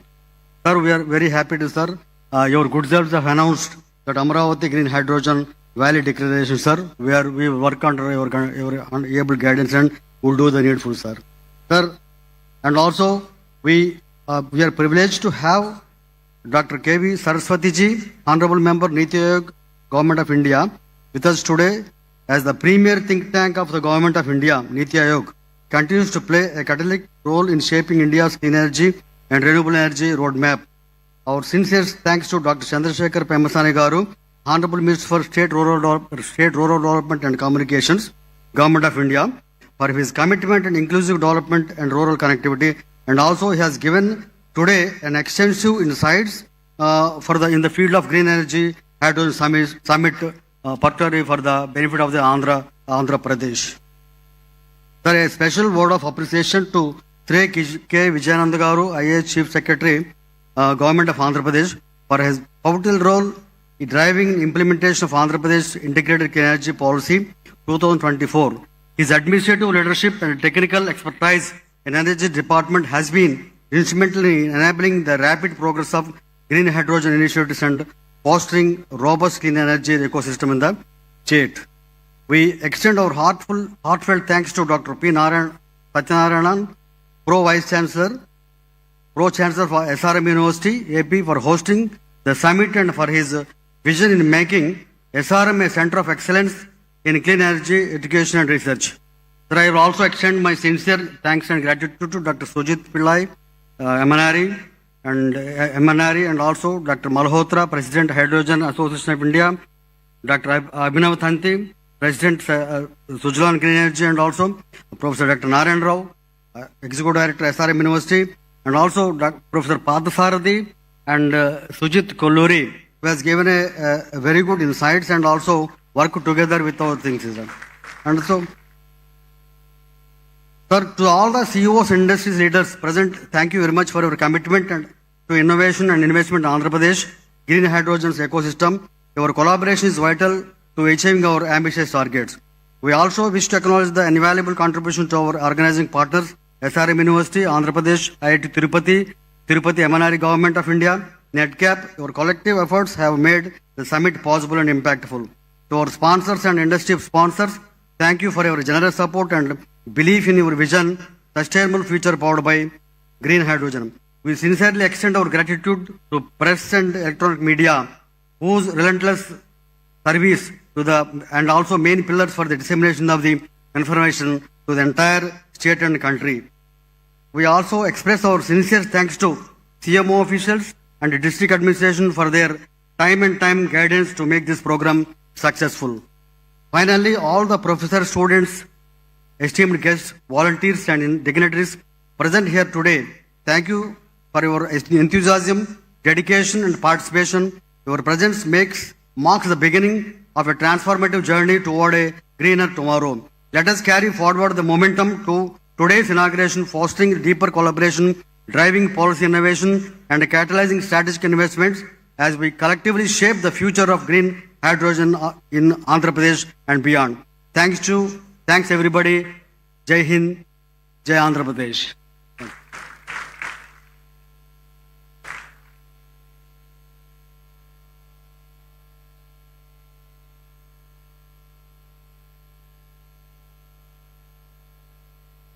Please join us for a lunch break. We encourage you to use this time to connect with other participants and visit the booths in the exhibition area. Our volunteers will guide you. Please be here for the next session by 3:30 p.m. sharp.